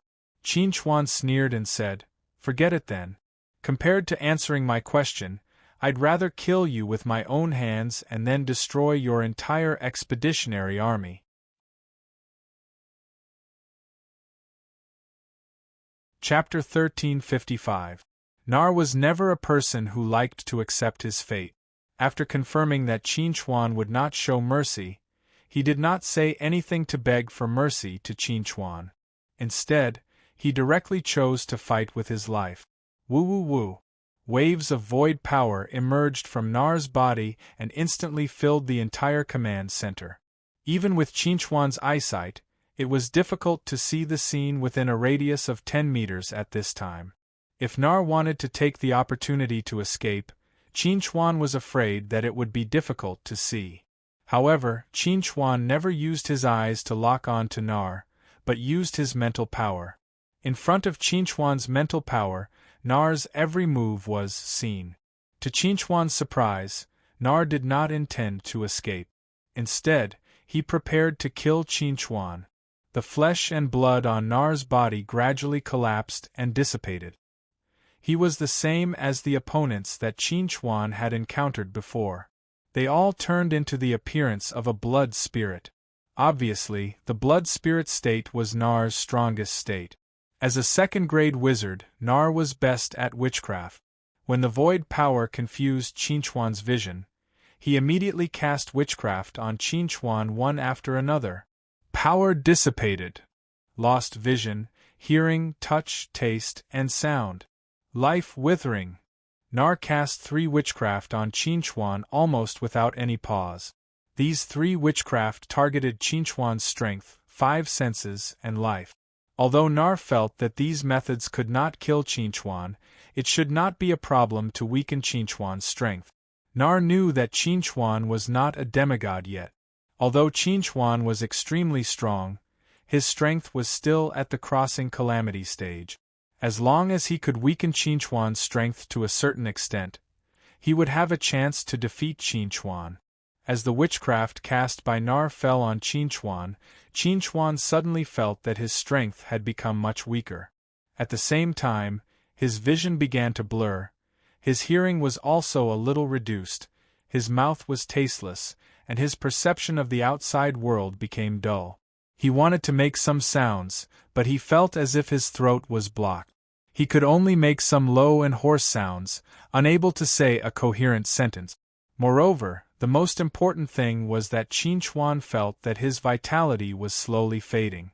In just a moment, he felt that he had lost more than 5 years of his life. This was the first time Qinchuan faced a wizard, and the first time he personally felt the power of a wizard. This made him feel like he was facing the one God religion's law of words. It was a different approach to achieve the same result. However, compared to the law of words, there were still some differences between witchcraft and law of words. Witchcraft targeted only the human body. In other words, no matter what the effect of witchcraft was, it had to start from the human body.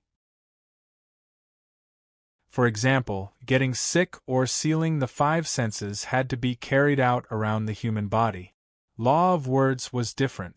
Law of words could not only target the human body, but it could even change the environment. For example, lightning punishment from the sky or a mountain of knives and a sea of fire. However, correspondingly, the price to pay for casting witchcraft and law of words was different. Casting witchcraft required the user's own strength and the power of law. Law of words required the user to pay the price of vitality, which was more dangerous.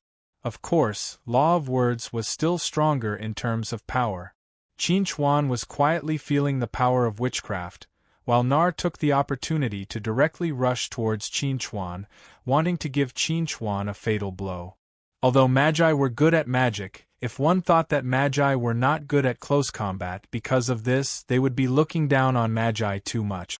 Some Magi's physique was even comparable to warriors of the same rank. And Nar was such an adept. Whoosh! Nar, who had turned into a blood spirit, approached Qin Chuan and reached out his hand towards Qin Chuan's heart. Just as he was about to touch Qin Chuan, a round figure suddenly appeared in front of Qin Chuan's chest and blocked Nar's attack. Dong! The little armored dragon rubbed its belly, bared its fangs and brandished its claws at Nar and said fiercely, "I'll eat you!" As it spoke, the little armored dragon opened its mouth at Nar, and immediately, an extremely strong suction force erupted from the little armored dragon's mouth. The void energy surrounding Nar immediately flew uncontrollably towards the little armored dragon's mouth. Nar was shocked when he saw this scene. He wanted to stop the little armored dragon, but his attack had no effect on the little armored dragon at all. As for his witchcraft, it was also ineffective. Seeing that the little armored dragon had already devoured most of his strength, Nar was shocked and angry, but there was nothing he could do. When the little armored dragon was satisfied with a burp and closed its mouth, Nar had almost been sucked dry by the little armored dragon. At this time, there were only 2 or 3 wisps of void energy surrounding Nar. The blood on Nar's body had also dimmed and lost its luster. His entire body was emitting a heavy aura of death. At this time, Nar had lost almost all of his strength. He couldn't even escape. Now, he was like a fish on the chopping board, waiting to be slaughtered.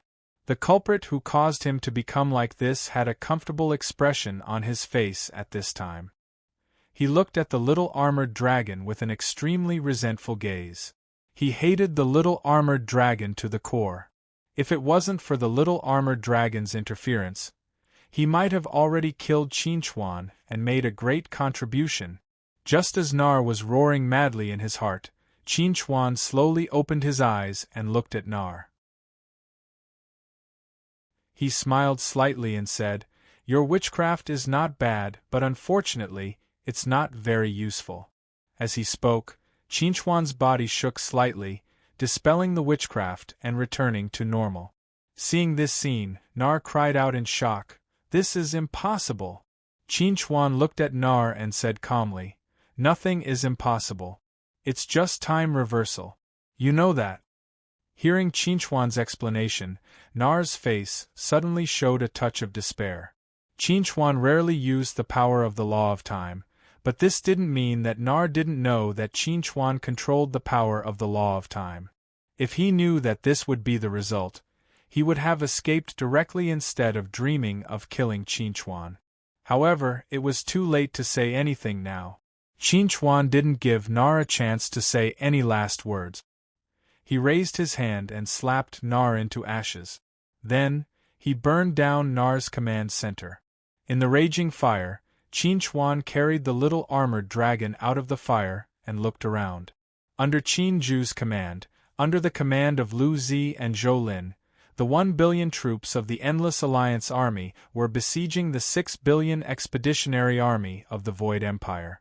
After this battle, the expeditionary army of the Void Empire would no longer exist. It was time for him to put an end to this war. Chapter 1356. The Void Empire's expeditionary army had more than 6 billion soldiers. After losing their commander, Nar Wei, they were like a plate of loose sand. The strength of an individual's strength was not worth mentioning in front of a team's cooperation. This was the first time Qin Ju had personally commanded more than 1 billion people in battle, but her performance was extremely outstanding. Under Qin Ju's command, the 1 billion soldiers of the Endless Alliance army besieged the Void Empire's expeditionary army, which had more than 6 billion soldiers, in the heavenly void continent. They carried out the plan of destruction in an orderly manner. After 3 days, less than 2 billion soldiers of the Void Empire's expeditionary army were left. Although the Endless Alliance army's 1 billion soldiers had suffered some losses, compared to the gains, this loss was not worth mentioning. In these 3 days, the surviving soldiers of the Void Empire's expeditionary army had been completely defeated. Whether it was physically or mentally, they had given up resisting. They wanted to surrender and become captives of the Endless Alliance army. However, before the battle began, Qin Chuan had already issued an order. Don't take any prisoners. This was a massacre. A one-sided massacre. Qin Chuan stood in the sky above the heavenly void continent and looked down at the battlefield. He watched as the soldiers of the Void Empire's expeditionary army fell into pools of blood one by one. Some struggled in despair and pain, slowly exhausting their remaining vitality.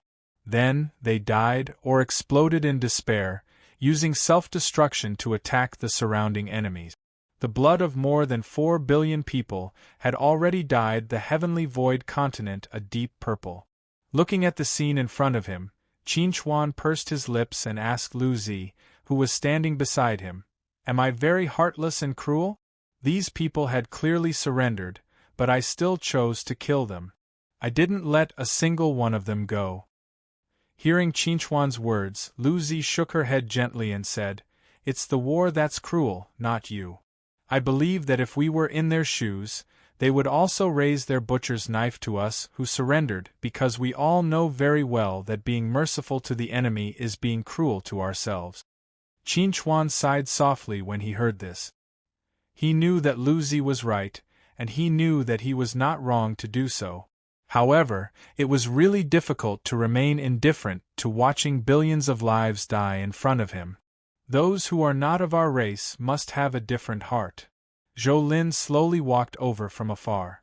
She looked coldly at Qin Chuan and said indifferently, "Look at the blood flowing in their veins. It's a demonic purple, while we humans and demons are bright red. Even the blood of some powerful people before their bodies mutated. Of course."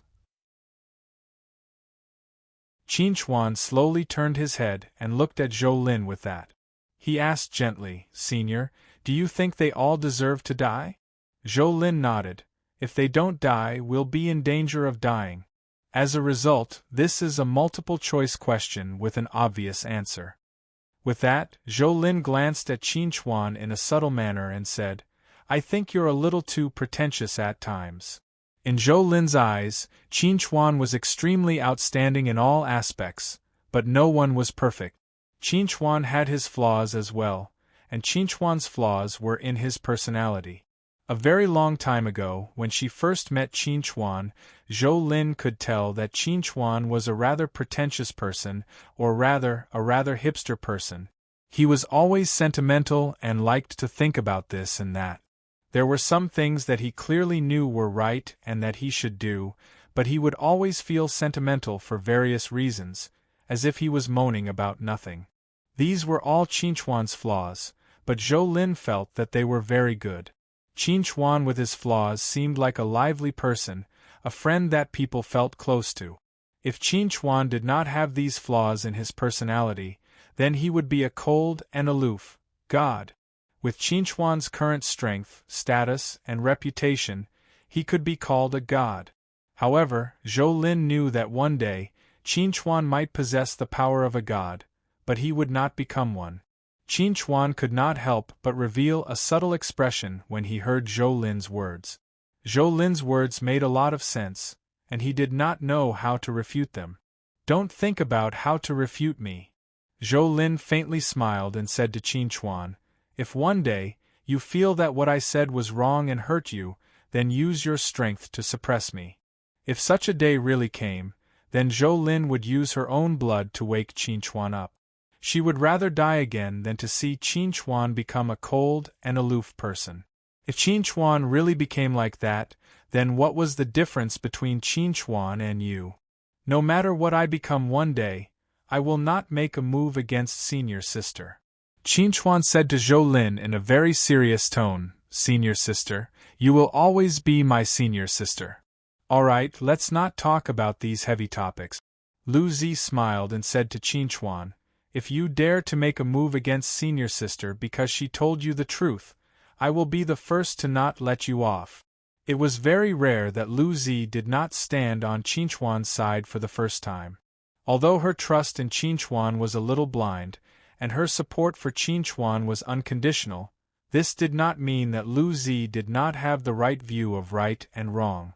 She could understand Zhou Lin's good intentions. "You too, don't make it sound like I've become a cold and aloof person, okay?" Qinchuan did not know whether to laugh or cry. The way these two women looked at him was too strange, as if he would fall ill at any moment. "What are you guys talking about? It seems very lively." At this moment, Qin Ju, who was wearing a dark green military uniform and a cloak, slowly walked over. She took off the hat on her head, and her black hair fluttered in the wind. She looked valiant and valiant. "Fortunately, I did not disappoint you. After 5 days, the Void Empire's expeditionary army was destroyed." Hearing Qin Ju's words, Qinchuan turned to look at Qinchuan. He pursed his lips and said, "Auntie, thank you for your hard work." "It's not hard at all. This is the first battle I've commanded after joining the Endless Alliance army. It's very meaningful to me." Qin Ju smiled and said to Qinchuan, "Now, what should we do with the Heavenly Void continent?" The current Heavenly Void continent was already filled with corpses and blood flowed for thousands of miles. The scene on every inch of land was so shocking. "Let's stay here for now. I'll ask Galaska later and decide how to deal with the Heavenly Void continent." Qinchuan looked at the people around him and said, "Now that the Void Empire's expeditionary army has been destroyed, we should go back and think about how to negotiate with the demons and Zerg."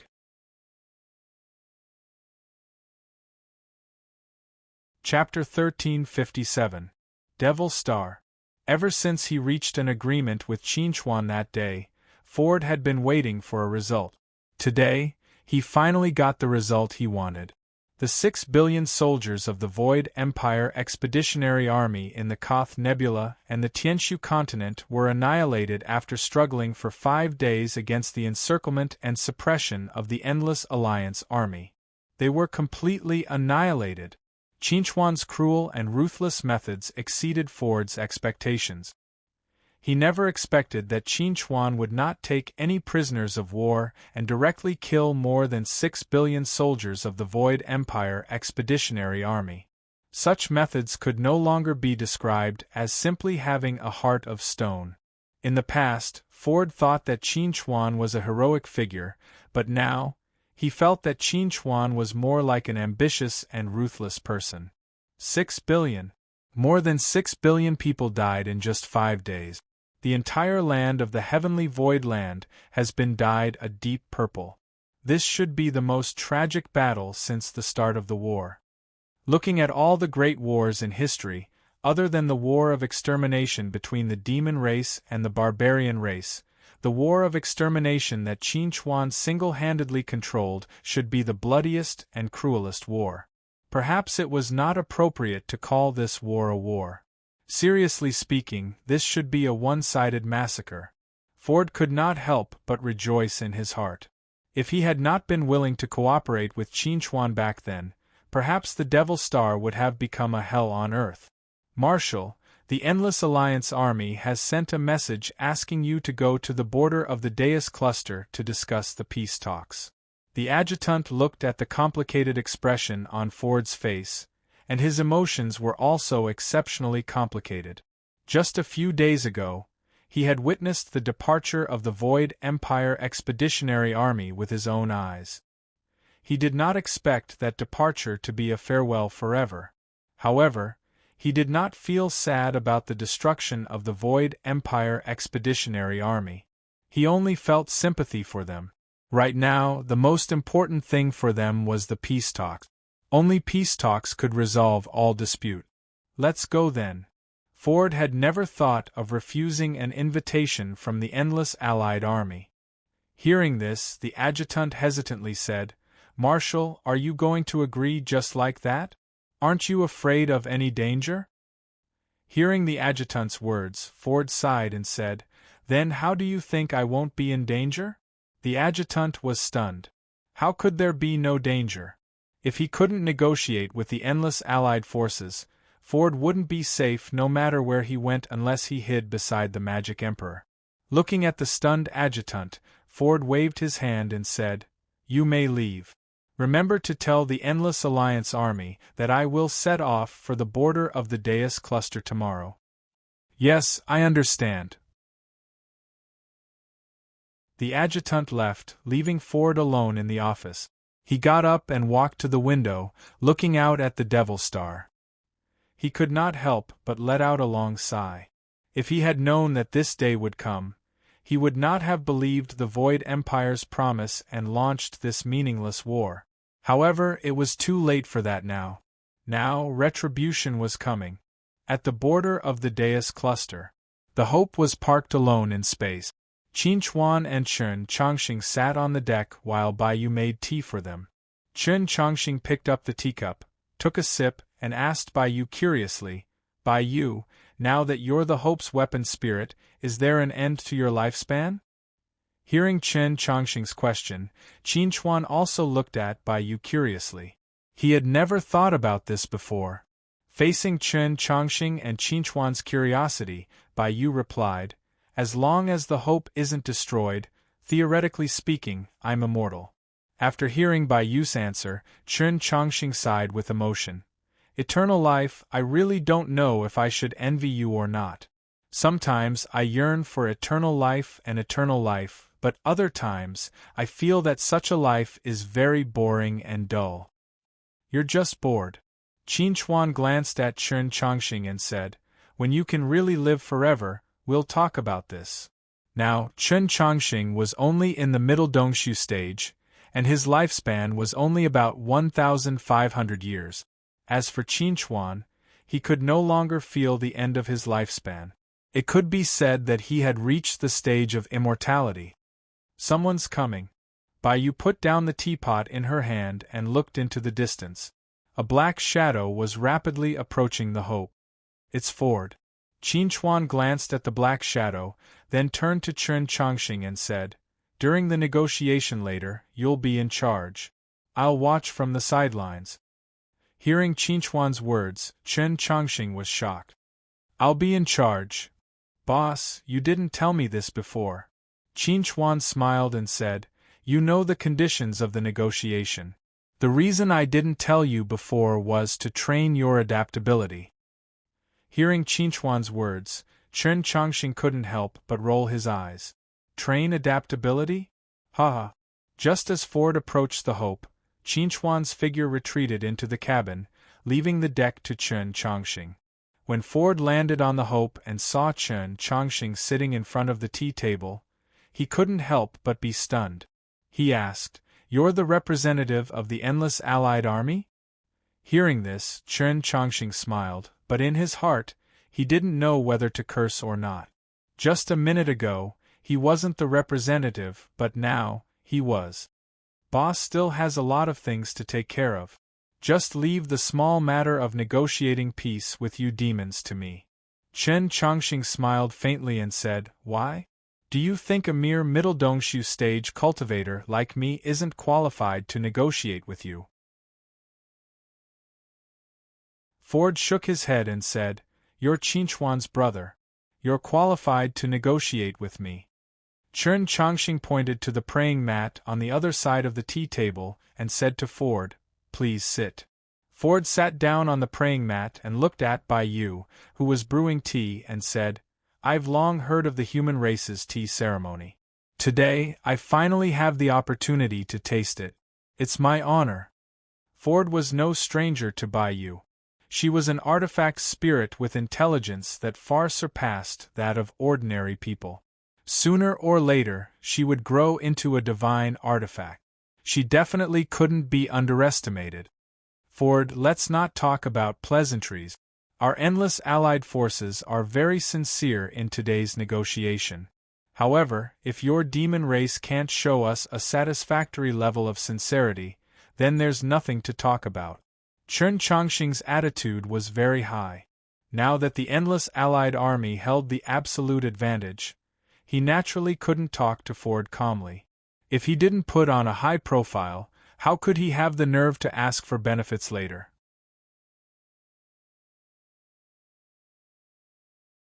Chapter 1358. Facing Chen Chongqing's arrogant attitude, Ford was a little angry, but he did not show it on the surface. This was because he knew that the Demon Alliance had collapsed, Zerg had retreated, and the Void Empire Expeditionary Army had been destroyed. The Nephilim race was already at an absolute disadvantage. Under such circumstances, it was normal for Chen Chongqing to put on a high profile. It would be strange if Chen Chongqing were to be amiable with him. I'm here to negotiate on behalf of the Nephilim race with the greatest sincerity. As for the post-war compensation and other conditions, the Nephilim race will do our best to satisfy your requests. One had to lower one's head when under the eaves. Although saying such words would make Ford feel ashamed, he had to put down his pride in order to avoid greater losses. He even took the initiative to put his pride under Chen Chongqing's feet and let Chen Chongqing trample on it. Ford hadn't felt this kind of humiliation for many years. Hearing Ford's words, Chen Chongqing smiled and said, "Then let's talk about our first condition." At this point, Chen Chongqing paused for a moment and then said to Ford, "First of all, we need the Nephilim King to publicly apologize to the entire universe in the name of the Nephilim race, and repent through a live broadcast. He will admit the sins that the Nephilim race has committed in this war, apologize to those who were killed by your attacks, and apologize to the innocent people who were affected by the flames of war." Hearing Chen Chongqing's words, Ford's expression changed immediately, and he said without hesitation, "That's impossible.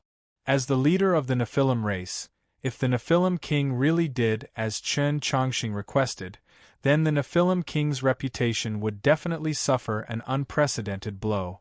Chen Chongqing sneered and said to Ford, "Since you think it's impossible, please go back.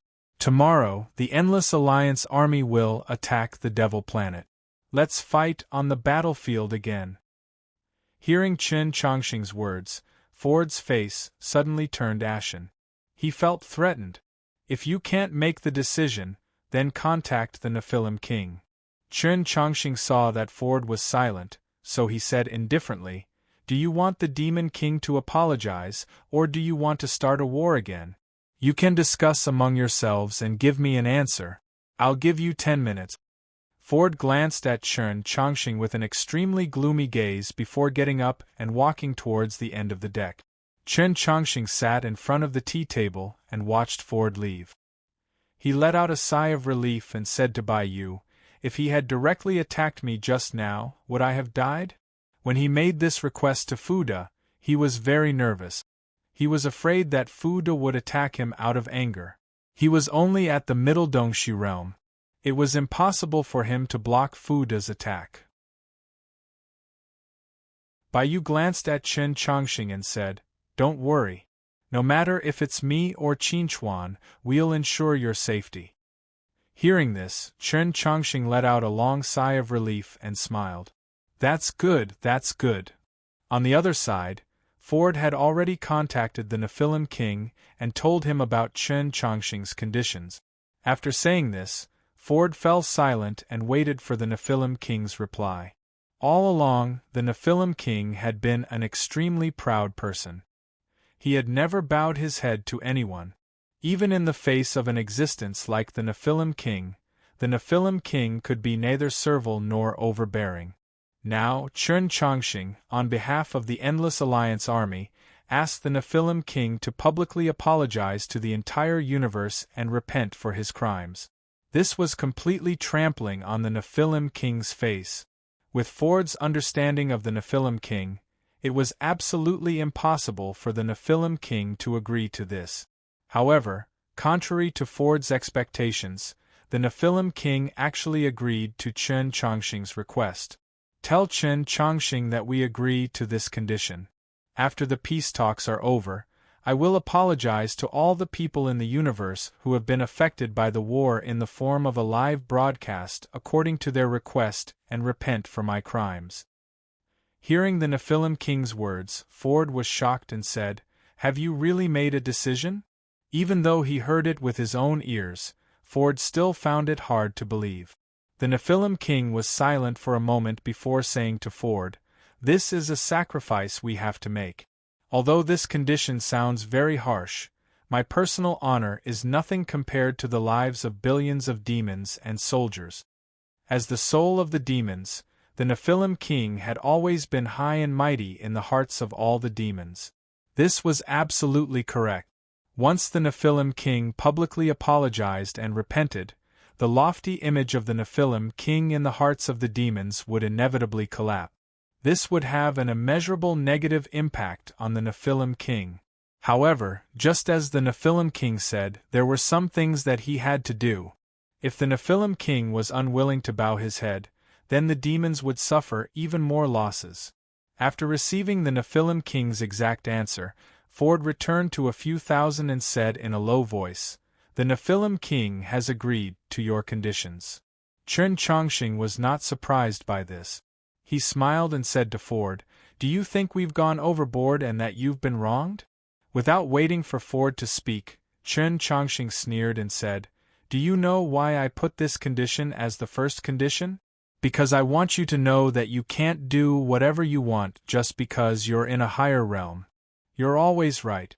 We humans have always been reasonable, but it's impossible to be reasonable with you.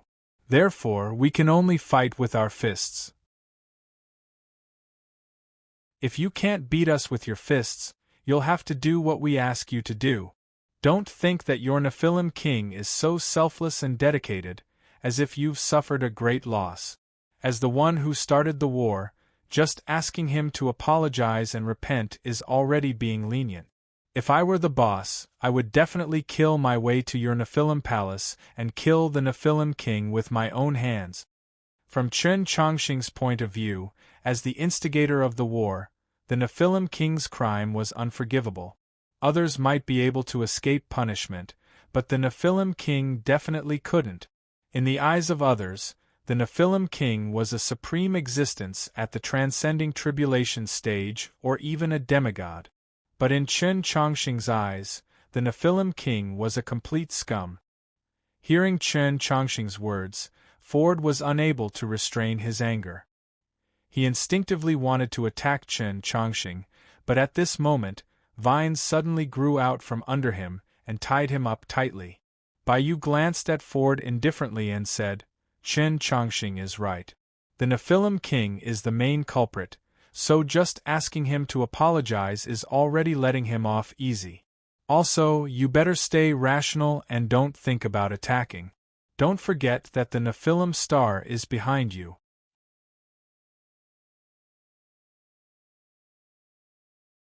Chapter 1359. Looking at the vines wrapped around his body, the furious Ford gradually calmed down. He clearly knew that if he had made a move just now, even if he had only injured Chen Chongqing, the demons would have suffered a huge loss. Therefore, he was very glad that Bai had stopped him in time and poured a bucket of cold water on him. Behind him was the Devil's Star, and he carried a huge responsibility, so no matter what, he couldn't be impulsive. "Sorry, I was too impulsive just now." Ford took a deep breath and said to Chen Chongqing, "Please forgive my reckless behavior." Chen Chongqing smiled and said, "It's okay. Let's continue talking.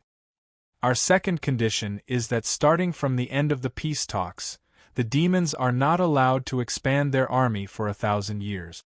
The demons can only maintain a military strength of 3 billion. Hearing Chen Chongqing's second condition, Ford frowned and said, "Only 3 billion?" Chen Chongqing nodded and said, "Yes, only 3 billion. I think 3 billion troops are enough for you to defend the border. If we find out that you're secretly recruiting and expanding the size of your army, we'll treat it as the demons wanting to restart the war. You should be able to imagine what will happen then." Ford fell silent. After a long time, he asked again, "What if the demons are attacked by other forces?" Chen Chongqing smiled and said, "If there's a conflict, as long as it's not your fault, we'll definitely ensure that your interests won't be infringed. This will be written in the terms." Hearing Chen Chongqing's answer, Ford said, "Okay, we agree to the second condition. Then let's talk about the third condition now." Chen Chongqing took a sip of tea and said to Ford, "Within 1,000 years, the demons are not allowed to have a new supreme existence at the tribulation transcendence stage. No matter how talented a person is, he must suppress his realm to the peak of the unity stage. This was a very common requirement in the universe. The victor made a request to the loser. Ford was already mentally prepared for this, so he agreed. Okay, no problem. It was extremely difficult to advance to the tribulation transcendence stage. It was only 1,000 years, and it would pass in the blink of an eye. It wouldn't delay a few geniuses." Hearing this, Chen Chongqing continued, "Fourth, as the defeated party, the demon race has to compensate the Deus cluster, the celestial cluster, and the silver ring with a total of 20 billion first-grade star stones. We will distribute the compensation to each party according to their losses and use it to rebuild their homes." 20 billion first-grade star stones sounded like a lot, but it was only the financial resources of an entire star cluster. Although it would be a little painful, it wasn't like they couldn't afford it. There's no problem with that either.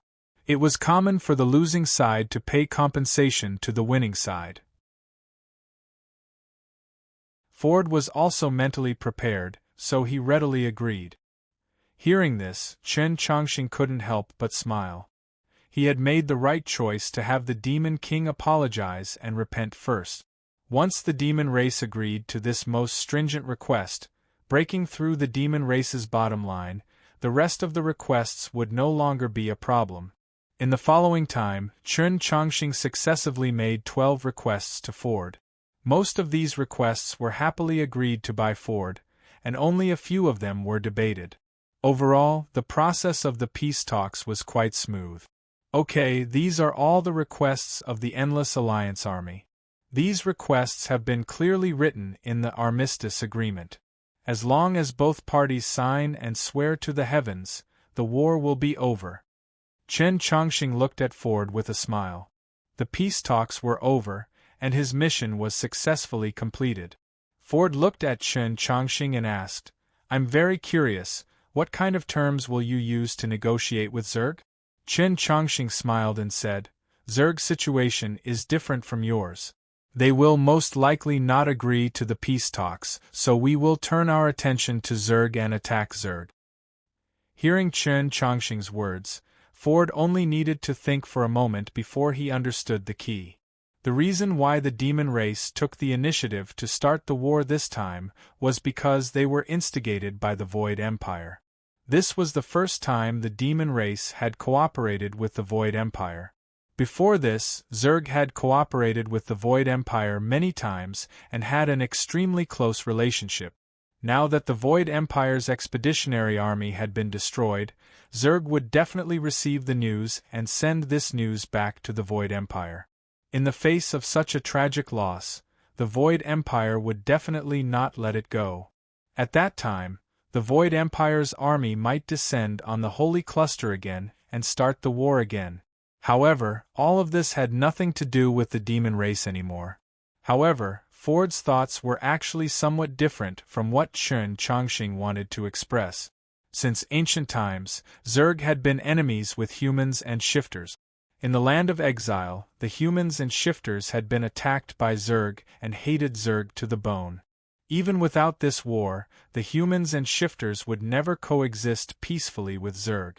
In the following war, the Endless Allied Army might not continue to participate, but the humans and shifters would never give up this opportunity to defeat Zerg. Although the Zergs were much weaker than Zerg in terms of the strength of the humans and shifters, they firmly believed that they could defeat Zerg under the leadership of Qinchuan. Not to mention, they also had the strong support of the Tian people, their strategic partner. Before the Void Empire descended again, they must first solve the internal problem of Zerg. After sending Ford away, Qinchuan, who had been staying in the cabin, returned to the deck. He looked at Chen Chongqing and asked, "How do you feel?"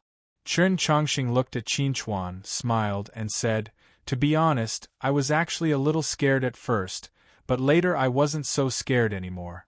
Because I know that although I'm not strong enough, I have a strong background." Hearing Chen Chongqing's words, Qinchuan chuckled and said, "You've always been strong, but you were too lazy in the past." Chen Chongqing laughed and said, "Now I'm going to make a comeback." Qinchuan patted Chen Chongqing's shoulder and said, "Now that the matter of the demons and the Void Empire has been temporarily resolved, the only thing left is Zerg. Although we know that Zerg won't agree to negotiate with us, we still have to show our attitude. You contact Zerg in the name of the Endless Allied Army and negotiate with Zerg with the same terms as the demons. If they're willing, forget it, they definitely won't be willing." Qinchuan knew Zerg well. He believed that Zerg would never agree to such harsh terms. Because, unlike the demons, Zerg had more confidence.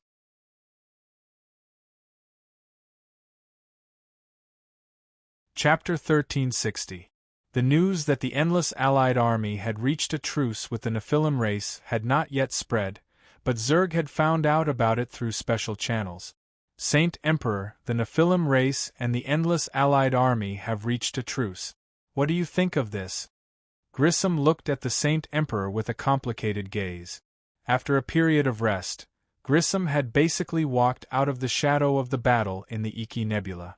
However, the destruction of the Void Empire's expeditionary army and the peace talks between the Nephilim race and the Endless Allied Army had cast a shadow over her heart again. Now, in the demon faction, the Void Empire's expeditionary army had been completely wiped out. The Nephilim race had already bowed their heads to the Endless Allied Army. Only Zerg was left. If Zerg also chose to bow their heads to the Endless Allied Army, the war might end immediately. However, with Grissom's understanding of the Saint Emperor would not bow his head to the Endless Allied Army. Faced with Grissom's question, the Saint Emperor was silent for a moment before asking, "Do you think we should follow the Nephilim race and seek peace with the Endless Allied Army?" Hearing the Saint Emperor's question, Grissom pondered for a moment before replying, "I think, from the current situation, we should negotiate with the Endless Allied Army." Now that the Endless Allied Army had the upper hand, forcefully starting a war with the Endless Allied Army was not a good choice. The Saint Emperor raised his hand and lightly waved at Grissom. A piece of paper filled with words flew towards Grissom.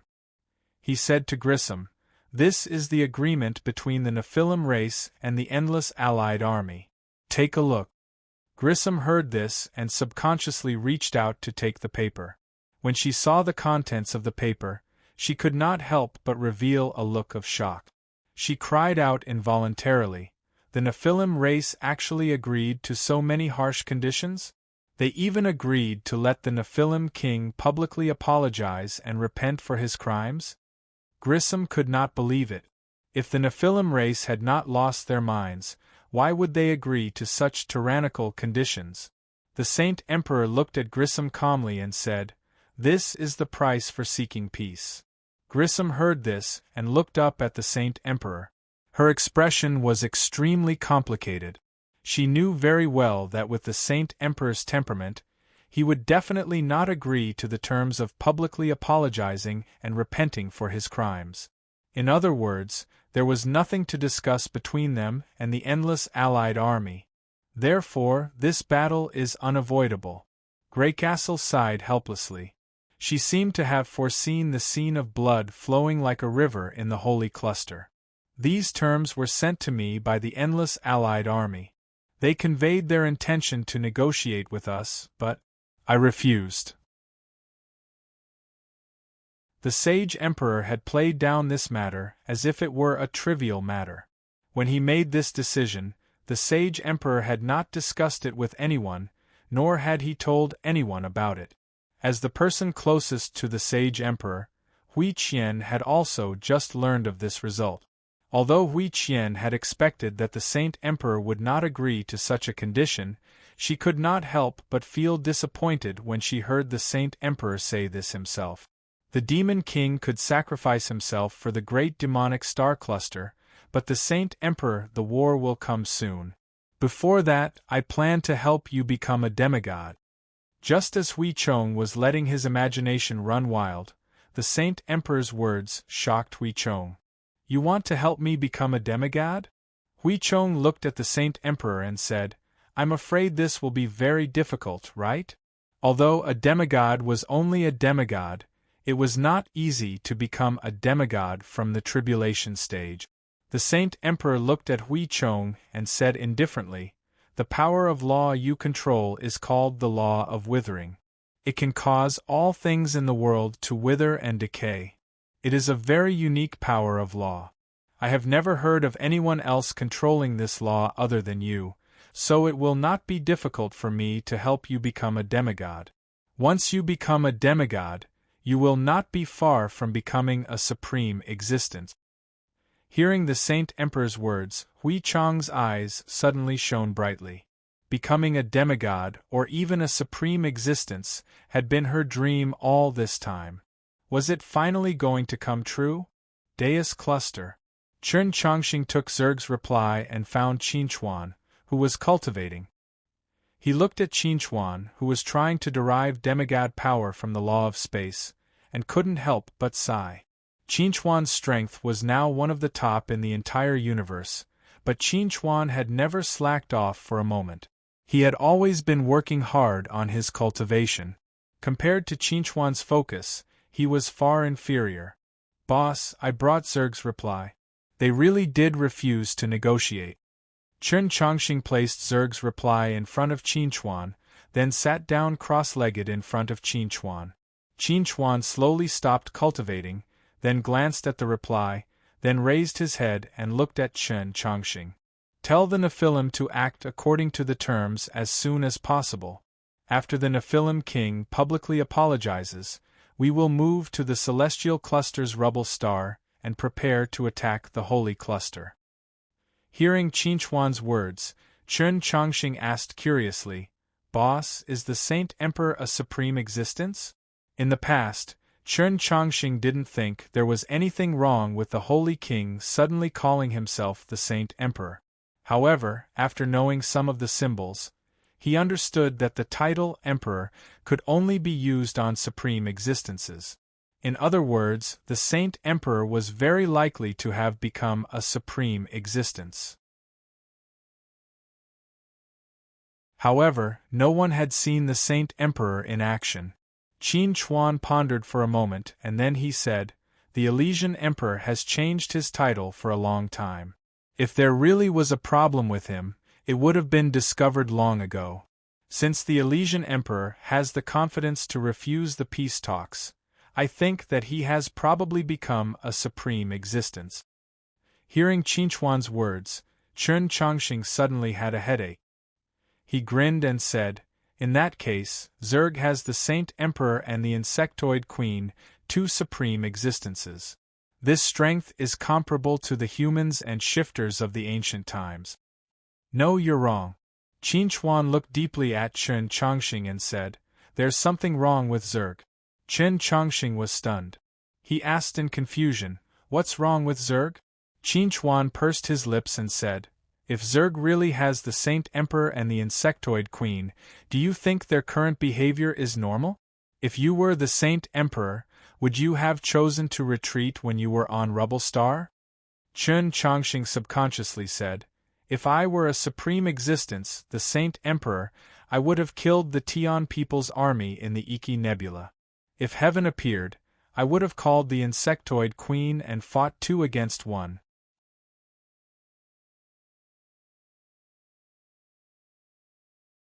Chapter 1361. When Chen Chongxing subconsciously said those words, the expression on his face suddenly became somewhat subtle. At that time, he didn't feel that there was anything wrong with the Holy Emperor retreating, but now it seemed that there was a big problem.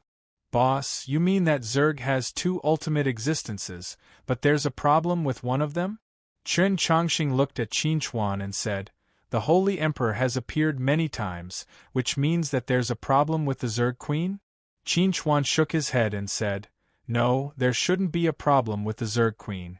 If there's a problem with the Zerg Queen, the law of desire will be open to everyone, just like when the ancestral dragon fell and everyone could comprehend the law of space. However, until now, there hasn't been anyone who has comprehended the law of desire in the universe, which means that there's no problem with the Zerg Queen. Hearing Qin Chuan's words, Chen Chongqing was somewhat puzzled and said, is the Holy Emperor the problem? Qin Chuan shook his head again and said, to be honest, I don't know what's going on either. If Zerg really had two ultimate existences, then Zerg's performance should be even more domineering and powerful. Facing enemies, he should just directly sweep through them. However, Zerg didn't do that, which meant that there must be a problem within Zerg. As for what the problem was, Qin Chuan still needed time to investigate. However, this didn't stop them from using troops against Zerg. The war still had to continue. Universe Calendar Year 1461 million December. The Ministry of Foreign Affairs of the Demon Race officially announced to the entire universe in the name of the Demon King that on December 15th, the Demon King would use a live broadcast to apologize to the people of the universe who were affected by the flames of war, and sincerely repent for the crimes he had committed in the past. As soon as this news was released, it shook the entire universe. Many people who were paying attention to this war knew that the endless Allied army had the upper hand, and that the demon race's defeat was a matter of time. However, these people didn't expect that the Demon King would actually use a live broadcast to apologize and repent after the demon race's defeat. One had to know that the Demon King was the king of the great demonic star cluster, the ruler of the demon race. To make such a high and mighty powerhouse publicly apologize and repent was something that had never happened before. And now, the endless Allied army had created a precedent. Chen Chongqing was the representative of the endless Allied army, and as the negotiator, he was famous and on fire. Boss, I'm on fire. Chen Chongqing held his optical computer and looked at the discussions of the netizens on the internet. He was extremely excited. Qin Chuan looked at Chen Chongqing's excited expression and smiled. What are you so excited about? Everyone gave me many titles, such as Demon Punisher, War Terminator, Embodiment of Justice, and so on. There are too many titles and I like all of them. Boss, which one do you think suits my temperament the most? Looking at Chen Chongqing's smiling face, Qin Chuan didn't know whether to laugh or cry. He asked, it's just some titles. Do you have to be so excited? The netizens are forgetful. It won't be long before they forget your great achievements, and when you accidentally make a mistake, all your past achievements will be overturned. They will nail you to the pillar of shame for the rest of your life. So, you don't have to care too much about what the netizens think of you.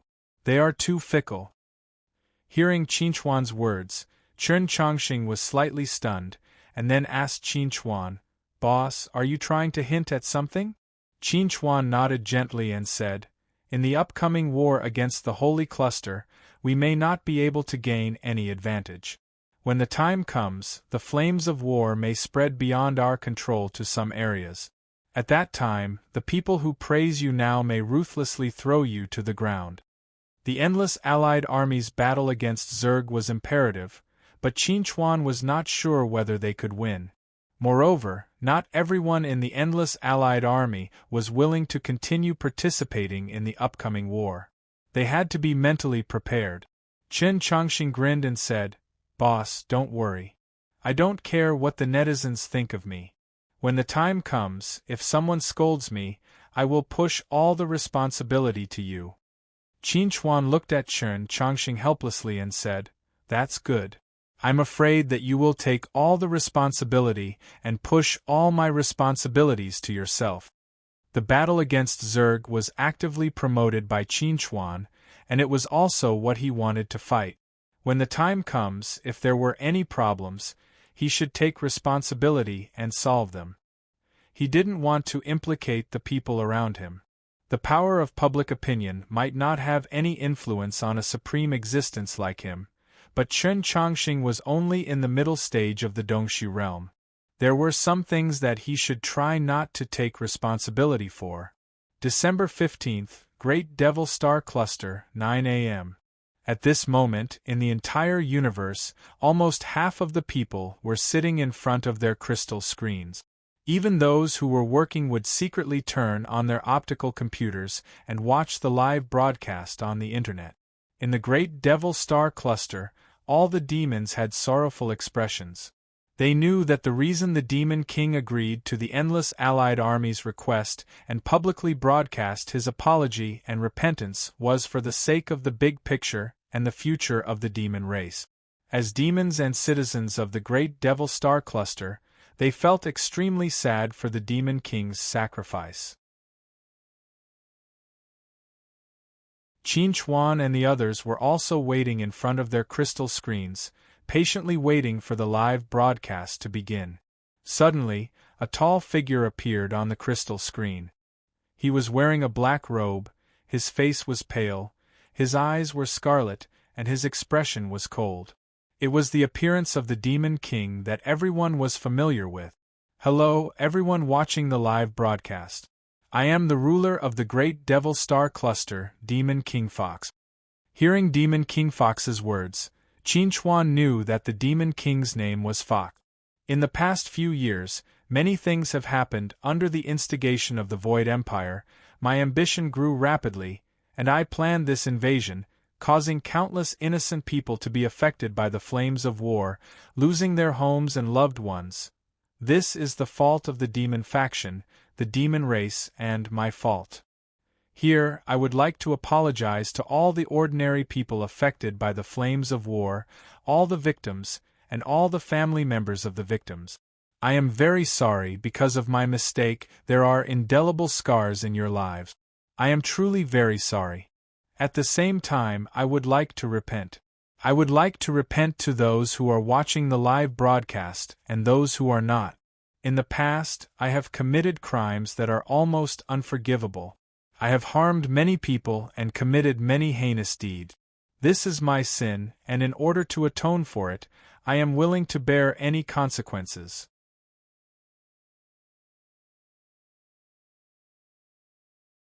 Chapter 1362.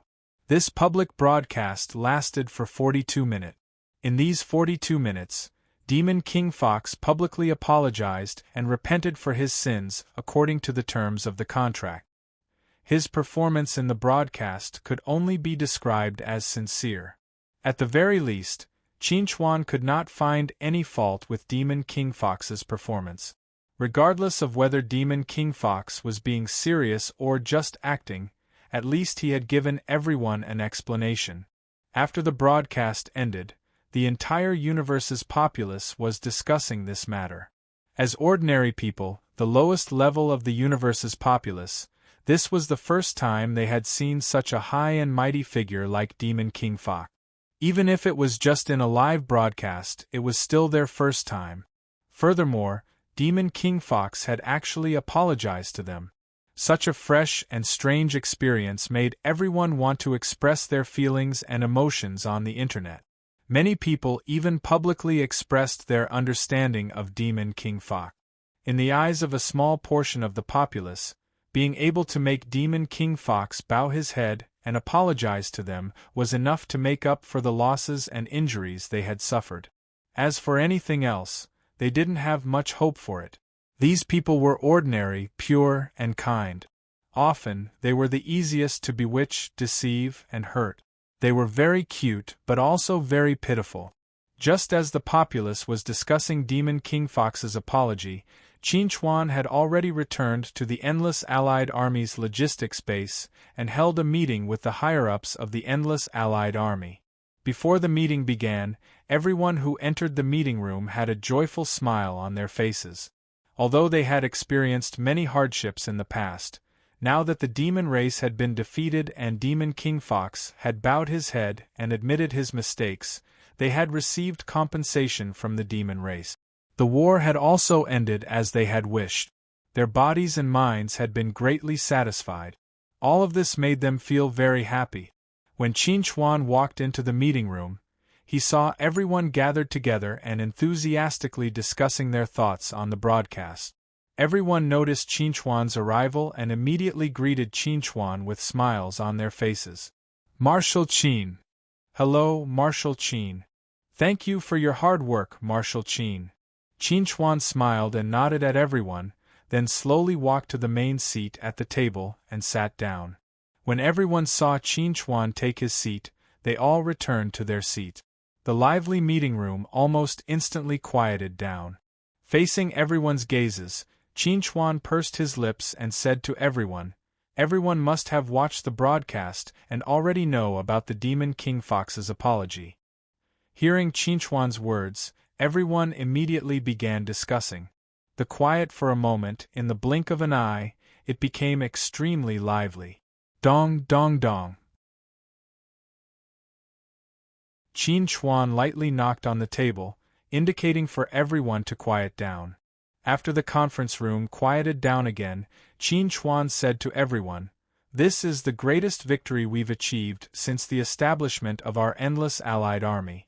However, this is only a temporary victory." After hearing Qin Chuan's words, the smiles on everyone's faces froze. A temporary victory? Facing everyone's puzzled eyes, Qin Chuan was silent for a moment, then said, "After we finished negotiating with the Nephilim, we sent the same terms to Zerg, but Zerg refused to negotiate. There was no room for negotiation." Hearing Qin Chuan's words, everyone's expression became a little subtle.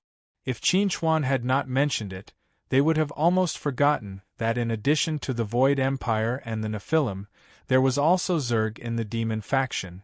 Zerg refused to negotiate. This meant that the war was not over yet. Their enemy was still there. When they thought of this, there was no smile on everyone's face. Everyone's expression was extremely serious. "Everyone, the war is not over yet. Before we defeat Zerg and make Zerg sign the armistice agreement, we can't relax." Qin Chuan looked around and saw the expression on everyone's face. He saw irritation, uneasiness, helplessness, and disgust.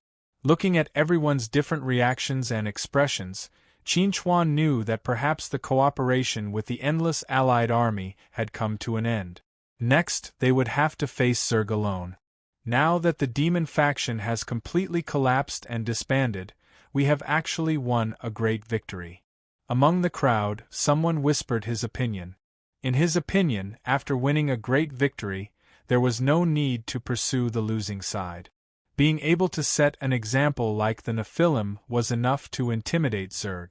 Zerg suffered heavy losses in the Battle of Beloved Nebula and has retreated to the Holy Cluster. They are no longer able to fight outside. In my opinion, we should let Zerg go for the time being.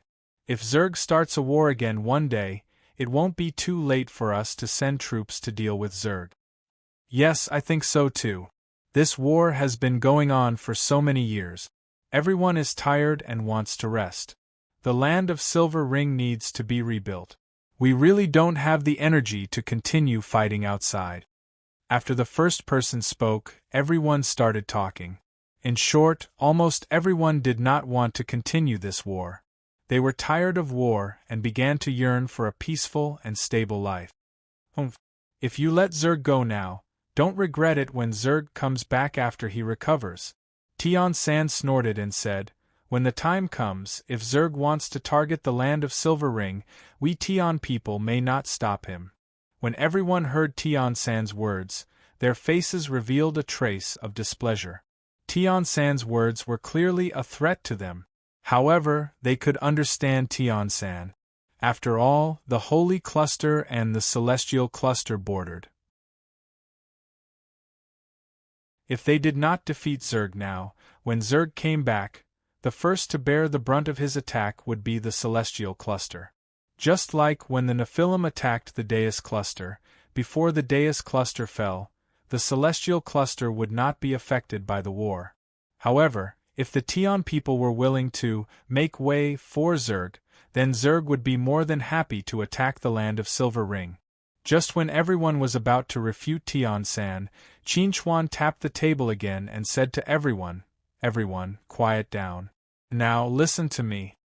After everyone quieted down, Qin Chuan said indifferently, "Let's decide by voting. Whether to continue this war or to disband the endless allied army, it's up to you."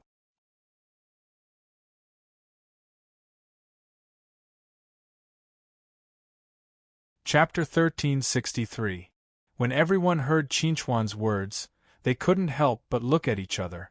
If they really voted according to Qin Chuan's words, then with the number of people in the Silver Ring, they would definitely have the upper hand. Or was this just Qin Chuan's way of eliminating dissidents? Just when everyone was hesitating, Qin Chuan said, "I know what you are worried about. A forcibly picked melon is not sweet.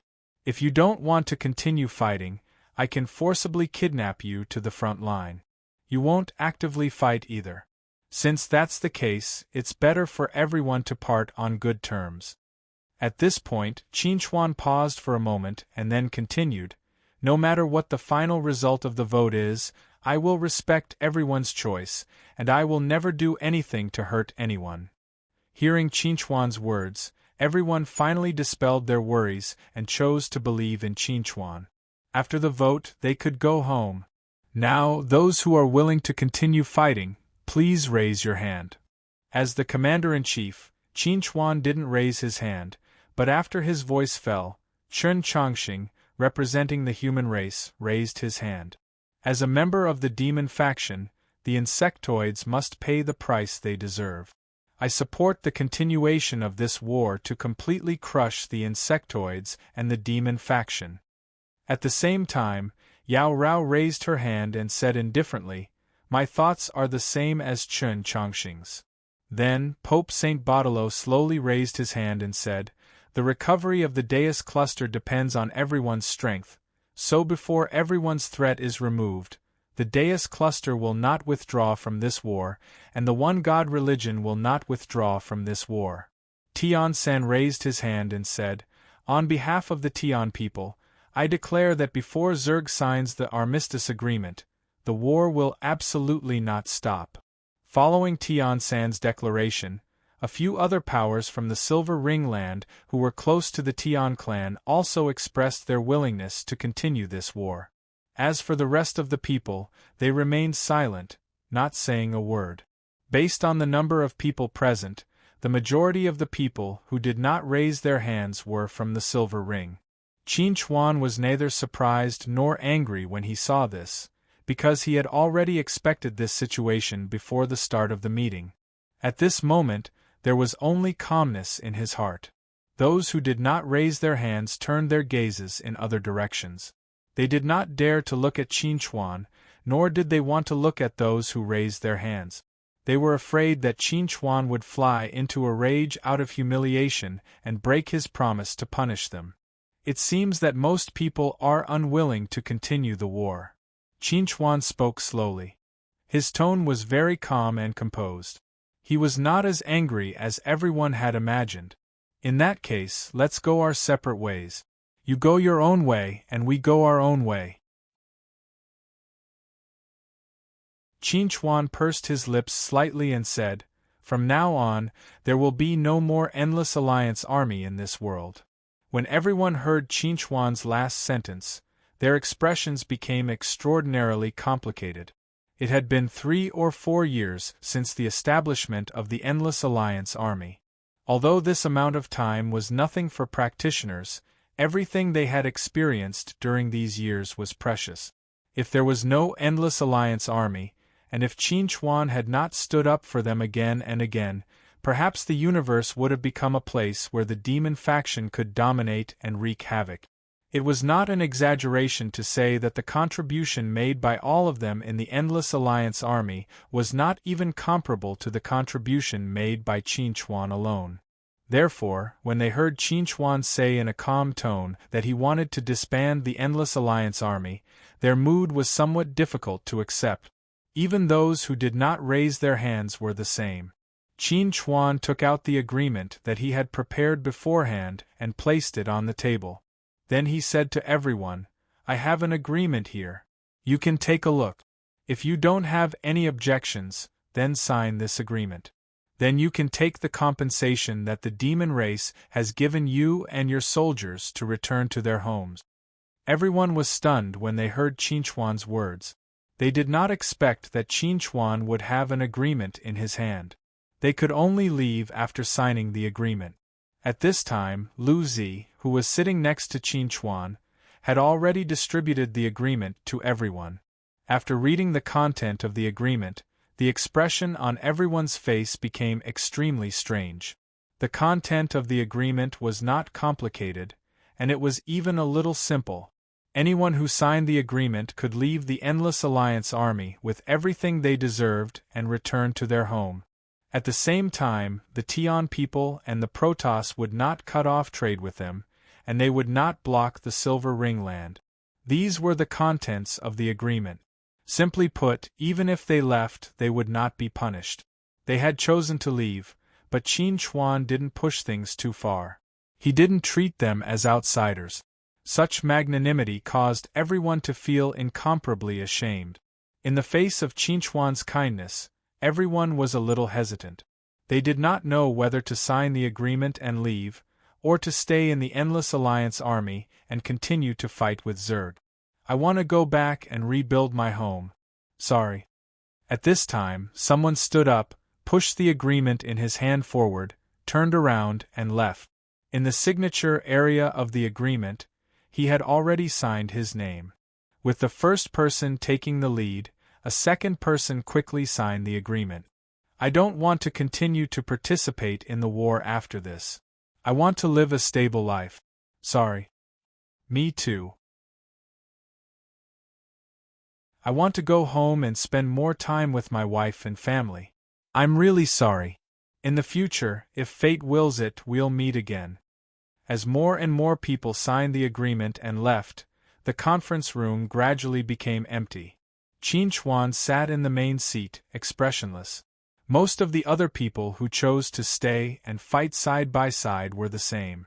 They had tried their best to persuade these people to stay, but these people chose to leave in the end.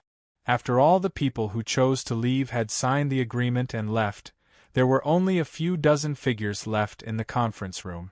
In the Silver Ring land, only the Fire Spirit race, the Desolate race, and the Metal race chose to stay. "They're all gone." Tian San turned his head to look at Qin Chuan and sighed. Qin Chuan pursed his lips and said, "Many people left, but those who stayed are like-minded people. Our strength seems to have weakened, but in fact, it has become stronger." "What you said makes sense."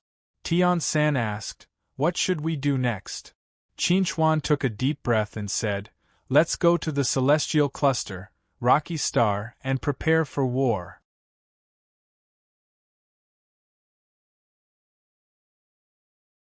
Chapter 1364. The official announcement of the disbandment of the Endless Allied Army appeared in front of everyone in a very sudden manner. No one expected that the Endless Allied Army would disband the day after the Nephilim admitted defeat and apologized. And the reason for the disbandment of the Endless Allied Army was also spread to the outside world by insiders. It turned out that the upper echelons of the Endless Allied Army were divided into two factions. One faction advocated for a ceasefire, and everyone went back to rebuild their homes, while the other faction insisted on continuing the war and wanted to stop only after the last force of the Demon Alliance, Zerg, was completely defeated. Regarding the debate between these two factions, some people supported the side that advocated a ceasefire, while others supported the side that advocated continuing the war. The reasons given by both sides were very legitimate and irrefutable. 3 years was not a long time for a practitioner. Some practitioners could spend 3 years in seclusion just for a short period of time, while some practitioners with profound realms could even spend hundreds or thousands of years in seclusion. But war was different. A war that lasted for 3 years was a great consumption of manpower and material resources. There were people sacrificing on the battlefield every moment. The number of people who died in this 3-year war was tens of thousands of times more than the number of people who died naturally in the universe during peacetime. If it were not for Qinchuan, perhaps the number would be even greater and more shocking. Therefore, in a situation where they could choose to stop the war, very few people were willing to continue the war. Therefore, many people could understand the thinking of those who advocated a ceasefire. They were just tired and wanted to take a rest. It was not unforgivable. On the other hand, those who supported continuing the war had a different view. This war not only consumed the manpower and material resources of the endless Allied army, but also the manpower and material resources of the Demon Alliance. In the situation where the Void Empire Expeditionary Army was completely destroyed and the Nephilim admitted defeat, Zerg was already unable to save the situation alone. The endless Allied army should pursue the victory and defeat Zerg to completely end the war, instead of giving Zerg a chance to catch his breath and give Zerg a chance to make a comeback. If Zerg started the war again, the ones who would suffer would still be ordinary people like them. Therefore, it was best to nip all threats in the bud now. And most of those who had this idea were residents of the Celestial Cluster. Because the Holy Cluster and the Celestial Cluster bordered, if Zerg started the war again, the first to bear the brunt would be the Tian people. Of course, they supported the endless Allied army to completely defeat Zerg. Moreover, what angered them the most was that most of those who advocated a ceasefire were from the Silver Ring. If the Holy Cluster bordered the Silver Ring, they really wanted to see what kind of these people's faces. The discussions on the internet were overwhelming, but Qin Chuan didn't care about them at all. At this time, Qin Chuan and the others had already embarked on the road to the Celestial Cluster. The endless Allied army, which used to be as high as 6 billion, was now reduced to less than 1.5 billion. Now, the Deus Cluster did not have any extra troops, and the Tian people could mobilize at most 1 billion troops. In other words, their total military strength could reach 2.5 billion, which should be enough to deal with Zerg alone. And the new Alliance army was called the Army of Justice. If we want to gain the support of the people and guide the power of public opinion, then we must have a good name, occupy the moral high ground, and be righteous. This was Chen Chongqing's idea. Similarly, the name Army of Justice was also Chen Chongqing's idea. Qin Chuan looked at Chen Chongqing and said to him, "Chongqing, I'm going to let you command this battle." Chen Chongqing was shocked when he heard this. He said, "Boss, I can't do it. I'm too weak. I can't suppress those people." Although those who stayed behind were his companions and friends, Chen Chongqing knew in his heart that these people had stayed behind because of Qin Chuan. He simply did not have that kind of charisma. Qin Chuan smiled and said to Chen Chongqing, "I'm still the commander-in-chief. However, the commander-in-chief of the battlefield is you. When you give orders, you can use my name." After hearing Qin Chuan's explanation, Chen Chongqing breathed a sigh of relief. Then, he asked with some doubts, "Boss, you're giving me the task of command. What about you?" Qin Chuan said to Chen Chongqing, "I have other things to do." Chen Chongqing looked at Qin Chuan with a subtle gaze and said, "Boss, hearing you say this, I have a feeling that you're going to do something very dangerous. Don't think too much. I'll always be by your side. We'll fight side by side." Qin Chuan patted Chen Chongqing on the shoulder and said, "Your ability to command in battle has been verified. Everyone recognizes you. You're the most suitable person to command this battle." "Boss, since you've already said so, if I still refuse, it would seem a little pretentious." Chen Chongqing grinned at Qin Chuan and said, "Boss, I will definitely not disappoint you." Qin Chuan smiled and nodded. "I'll always believe in you." Holy Cluster, Sage Monarch Continent.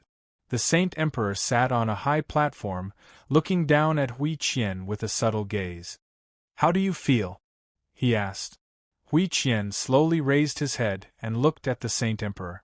In a low voice he said, "I feel like I can still get stronger." The Saint Emperor nodded. "It's good that you feel that way. I felt the same way back then. Then, I really did get stronger." Hui Qian was about to say something when her expression suddenly changed. She opened her mouth and retched. In the next moment, a large number of milky white, thumb-sized insects spat out of her mouth and scattered on the clean floor. They wriggled and crawled, looking extremely disgusting. Cough cough. Cough cough. Hui Qian coughed nonstop, occasionally spitting out one or two more insects. Looking at the insects on the floor, she couldn't help but look pained. The Saint Emperor looked at the scene calmly and said, "Eat them. Otherwise, she won't be happy." Hearing the Saint Emperor's words, Hui Qian seemed to have thought of something extremely terrifying. Her expression suddenly turned ugly. At the same time, she slowly reached out with her slightly trembling hand and grabbed the worms that were wriggling and crawling on the floor. She actually stuffed them back into her mouth.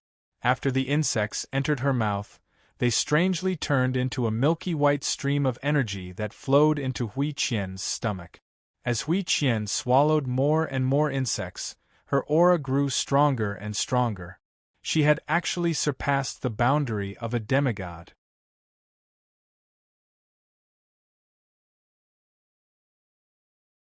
Chapter 1365. In the Void Empire. In the gloomy hall, Zadier sat on the high platform of the hall. Beneath him was a throne made of pure dark void crystal. This throne originally belonged to Zadier and Kassisna, but now it belonged to Zadier alone. Today was Zadier's first day out of closed-door cultivation, and on this day, he heard very bad news. The 6 billion troops of the Void Empire Expeditionary Army had been completely wiped out. When the head of the intelligence agency, Maggie, reported this news to Zadier, she was already prepared to die. She had thought of many possible reactions from Zadier. Based on her understanding of Zadier, he would definitely kill to vent his anger. Zadier had a special characteristic when he was angry. He did not vent his emotions by roaring like ordinary people. Instead, he liked to sneer. The gloomier his smile, the angrier he would be. When he completely exploded, Zadier's methods would also be exceptionally cruel. On the way here, Maggie had thought about how she would die in Zadier's hands. Perhaps she would be torn into pieces or skinned alive. If Zadier was willing to kill her instantly, it could be said to be a great gift. Maggie knelt in the hall, silently waiting for Zadier's sneer to ring out. However, after waiting for a long time, she did not hear any sneer from Zadier. "I already know about the matter. You may leave." Just as Maggie was feeling apprehensive and doubtful, Zadier's voice suddenly rang in her ears. When she heard Zadier's words, Maggie could not help but be stunned on the spot. Leave? He was actually retreating? Maggie was very surprised and even a little shocked. She was already prepared to face death, but in the end, nothing happened? This situation made Maggie suspect that what she had reported was not bad news, but great news. Otherwise, with Zadier's character, how could he let her off so easily? "What, do you still have some news that you haven't finished?" When she heard Zadier's words again, Maggie seemed to have woken up from a dream and quickly said, "No, I'll take my leave." As she spoke, Maggie stood up and slowly retreated to the back. While she was retreating, she was also waiting for Zadier's sudden attack. However, even after she exited the hall, the attack she imagined did not come. This caused Maggie, who had just survived a disaster, to be filled with curiosity and doubt. She even suspected that the person in the hall was not Zadie. However, what Maggie did not know was that the reason Zdil did not kill her to vent his anger was that the sacrifice of the Expeditionary Army's 6 billion troops was not a big deal to him. It was not worth taking to heart, much less getting angry over. If it had been in the past, Perhaps Zadir would have killed Maggie to vent his anger over such a huge loss. However, now that he had become a rank 1 magus, Zadir no longer cared about the lives of the soldiers at the bottom. As long as he was still alive, the Void Empire would never fall. A rank 1 magus. He lowered his head and looked at his hands. Wisps of blackish-purple void energy drifted out from his palms, emitting a frightening energy fluctuation. This is true divine power. It's a power that only gods can possess. Zadir looked at the divine power in his palms with infatuation. Compared to true divine power, the so-called demigod power was completely trash. Just as Zadir was immersed in his own world and could not extricate himself, a majestic aura slowly descended into the hall and woke him up. Zadir raised his eyes and looked forward. He saw a blurry figure standing in the air in the center of the hall. A pair of amber-like eyes were calmly looking at him. The blurry figure looked at Zadir and said indifferently, "It's time to do what you promised me." When Zadir heard this, an expectant smile slowly appeared on his face. He said to the blurry figure, "I can help you complete what I promised you, but before that, I want to try and see if I'm stronger or weaker than you." Hearing Zadir's words, the blurry figure fell silent. After a while, his amber-like eyes gradually turned dark red. They were like two blood-red vortexes that deeply attracted Zadir. Zadir faced the pair of dark red eyes and did not move. Instead, the expression on his face became extremely solemn and even a little dignified. After a while, Zadir's face suddenly turned pale, and a trace of blood flowed out from the corner of his mouth. When the blood flowed out from the corner of Zadir's mouth, the blurry figure slowly dissipated. Phew! Zadir exhaled softly. He glanced at the empty center of the hall and could not help but have an extremely complicated expression on his face. As expected, compared to this guy, I'm still far too weak. After lamenting, Zadir slowly stood up. Since he had already lost, he could only obediently follow the other party's request and go to the other side of the universe to bring Qin Chuan back. At the same time, it could be considered as revenge for the expeditionary armies, nearly 10 billion soldiers. Holy Cluster, Sage Monarch Continent. The Sage Emperor stood on top of a tall mountain, looking up at the sky. He could vaguely sense that something was trying to break through the barrier between the two worlds and descend into this world. If he guessed correctly, this should be the work of the Void Empire. Behind the Sage Emperor, Huizhong stood motionless. Her eyes were slightly closed as if she was cultivating. Her aura was stirring, sometimes strong and sometimes weak. It was extremely strange. In a place where outsiders could not see, under the cover of Huizhong's clothes, there were thousands of small protrusions on her body. These protrusions did not have a regular shape, but most of them were elliptical. The strangest thing was that these protrusions were slowly moving. They were not static. Every time Huizhong's aura became stronger, more than half of these protrusions would disappear.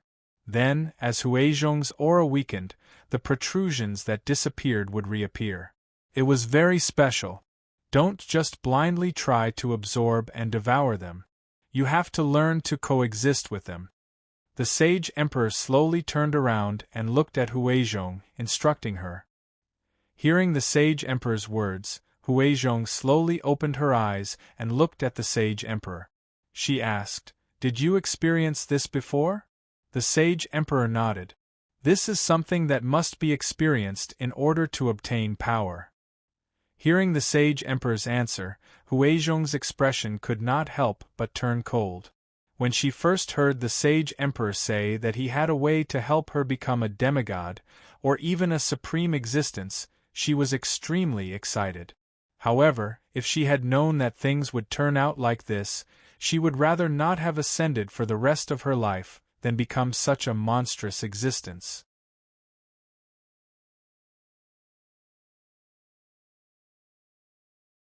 Chapter 1366. Iki Nebula. After a long journey of nearly 3 months, Qin Chuan and the rest finally arrived at the Iki Nebula. They planned to rest and reorganize in the Iki Nebula before setting off for Messy Rock Star. In the past 3 months, the Army of Justice had undergone a series of changes and adjustments. Their military strength had been expanded to 2 billion, and most of them were new recruits. The veterans who had participated in several wars had been sent back to stanzos. They could choose to continue fighting with the army, or they could choose to return home. Qin Chuan did not force them to do so. Although some people felt that Qin Chuan was too soft-hearted and would affect the overall strength of the army, Qin Chuan still did so. This was because Qin Chuan knew very well that in the coming war, these ordinary soldiers would not be of much use. The ones who could really influence the situation of the battlefield and decide the outcome of the war were the top combat forces above the tribulation stage. On the Army of Justice's side, other than Qin Chuan, there were also Lu Zi, Zhou Lin, Saint Baudelo, Huang Feng, Sharmila, and Thelon. Chiron originally wanted to participate in this war, but at this time, he was still presiding over the situation in the Silver Ring. At least, he could only return after the Silver Ring had settled down. It was worth mentioning that Huang Feng had just passed the immortal tribulation not long ago and became a supreme existence in the tribulation stage. On the other hand, Lu Zi and Zhou Lin had both controlled more than half of the power of laws in their respective law domains and had become demigods. Lu Zi and Zhou Lin had only been in the tribulation stage for about a year or so. No one expected them to become demigods so quickly. Qin Chuan believed that this was related to Lu Zi and Zhou Lin's uniqueness. Lu Zi controlled the law of illusion. In the universe, there were very few people who were proficient in illusions. People like Lu Zi, who was born with an illusion talent rune and inherited the phantom dragon, were even rarer. Therefore, it was normal that Lu Zi could easily become a demigod in the law of illusion. As for Zhou Lin, who was reborn with the help of the law of gold, she was a part of the law of gold. After controlling a part of the law of gold, she naturally became a demigod. Her promotion was even smoother than Lu Zi's. In the past 3 months, Qin Chuan had been deriving demigod power from the law of space while deepening his control of the law of thunder. Now, he had also controlled more than half of the law of thunder and could derive demigod power from the law of thunder. However, Qin Chuan's situation was different from others. Other people's demigod power came from the same source, but Qin Chuan's demigod power came from the law of space and the law of thunder respectively. This made it difficult for Qin Chuan's demigod power to fuse together. When the two were added together, there was a strange situation where 1 + 1 was less than 2. When Qin Chuan tried to fuse the two demigod powers with the law of void, he found that the law of void seemed to have lost its previous neutralization. There was no way to fuse the two demigod powers together. After discovering this, Qin Chuan made various attempts and finally came to a conclusion. If he wanted to fuse the two demigod powers together, he would either have to control more power in the two law domains or derive demigod power from the law of void and then neutralize the other two demigod powers. The reason why the power of the void can't neutralize the two demigod powers is because the power of the void I control is too weak. I need to control more of the power of the void, but it's almost impossible for me to comprehend the law of the void. Qin Chuan frowned. The law of void used to belong to Su Ling, Kasisna, and Zaidi. Now that Su Ling and Kasisna had fallen, Zaidi was the only one in charge. Calculating the time, Zaidi should have successfully advanced to rank 1. It was almost impossible for him to comprehend the law of void under such circumstances. So, if I want to fuse the two demigod powers together, I have to control more power in the two law domains, the law of space and the law of thunder. The law of thunder is easy to deal with since Rengar's death freed up a lot of space, but the law of space is a bit more troublesome. Since the fall of the ancestral Gragon, too many people have comprehended the law of space. Even if I have the advantage of the true dragon bloodline, it's difficult to control more power. Qin Chuan had a better understanding of his own situation. Because of him and Rengar, the law of thunder was rarely controlled by others. Now that Rengar had fallen, at least 70% of the power had been freed up.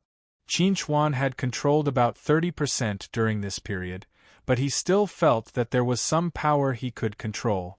After some time, Qin Chuan felt that he would feel the existence of a bottleneck when he controlled more than 60% of the power in the law of thunder. As for the law of space, Qin Chuan felt that controlling 50% of it was already his limit. The other 50% was divided among tens of millions of people.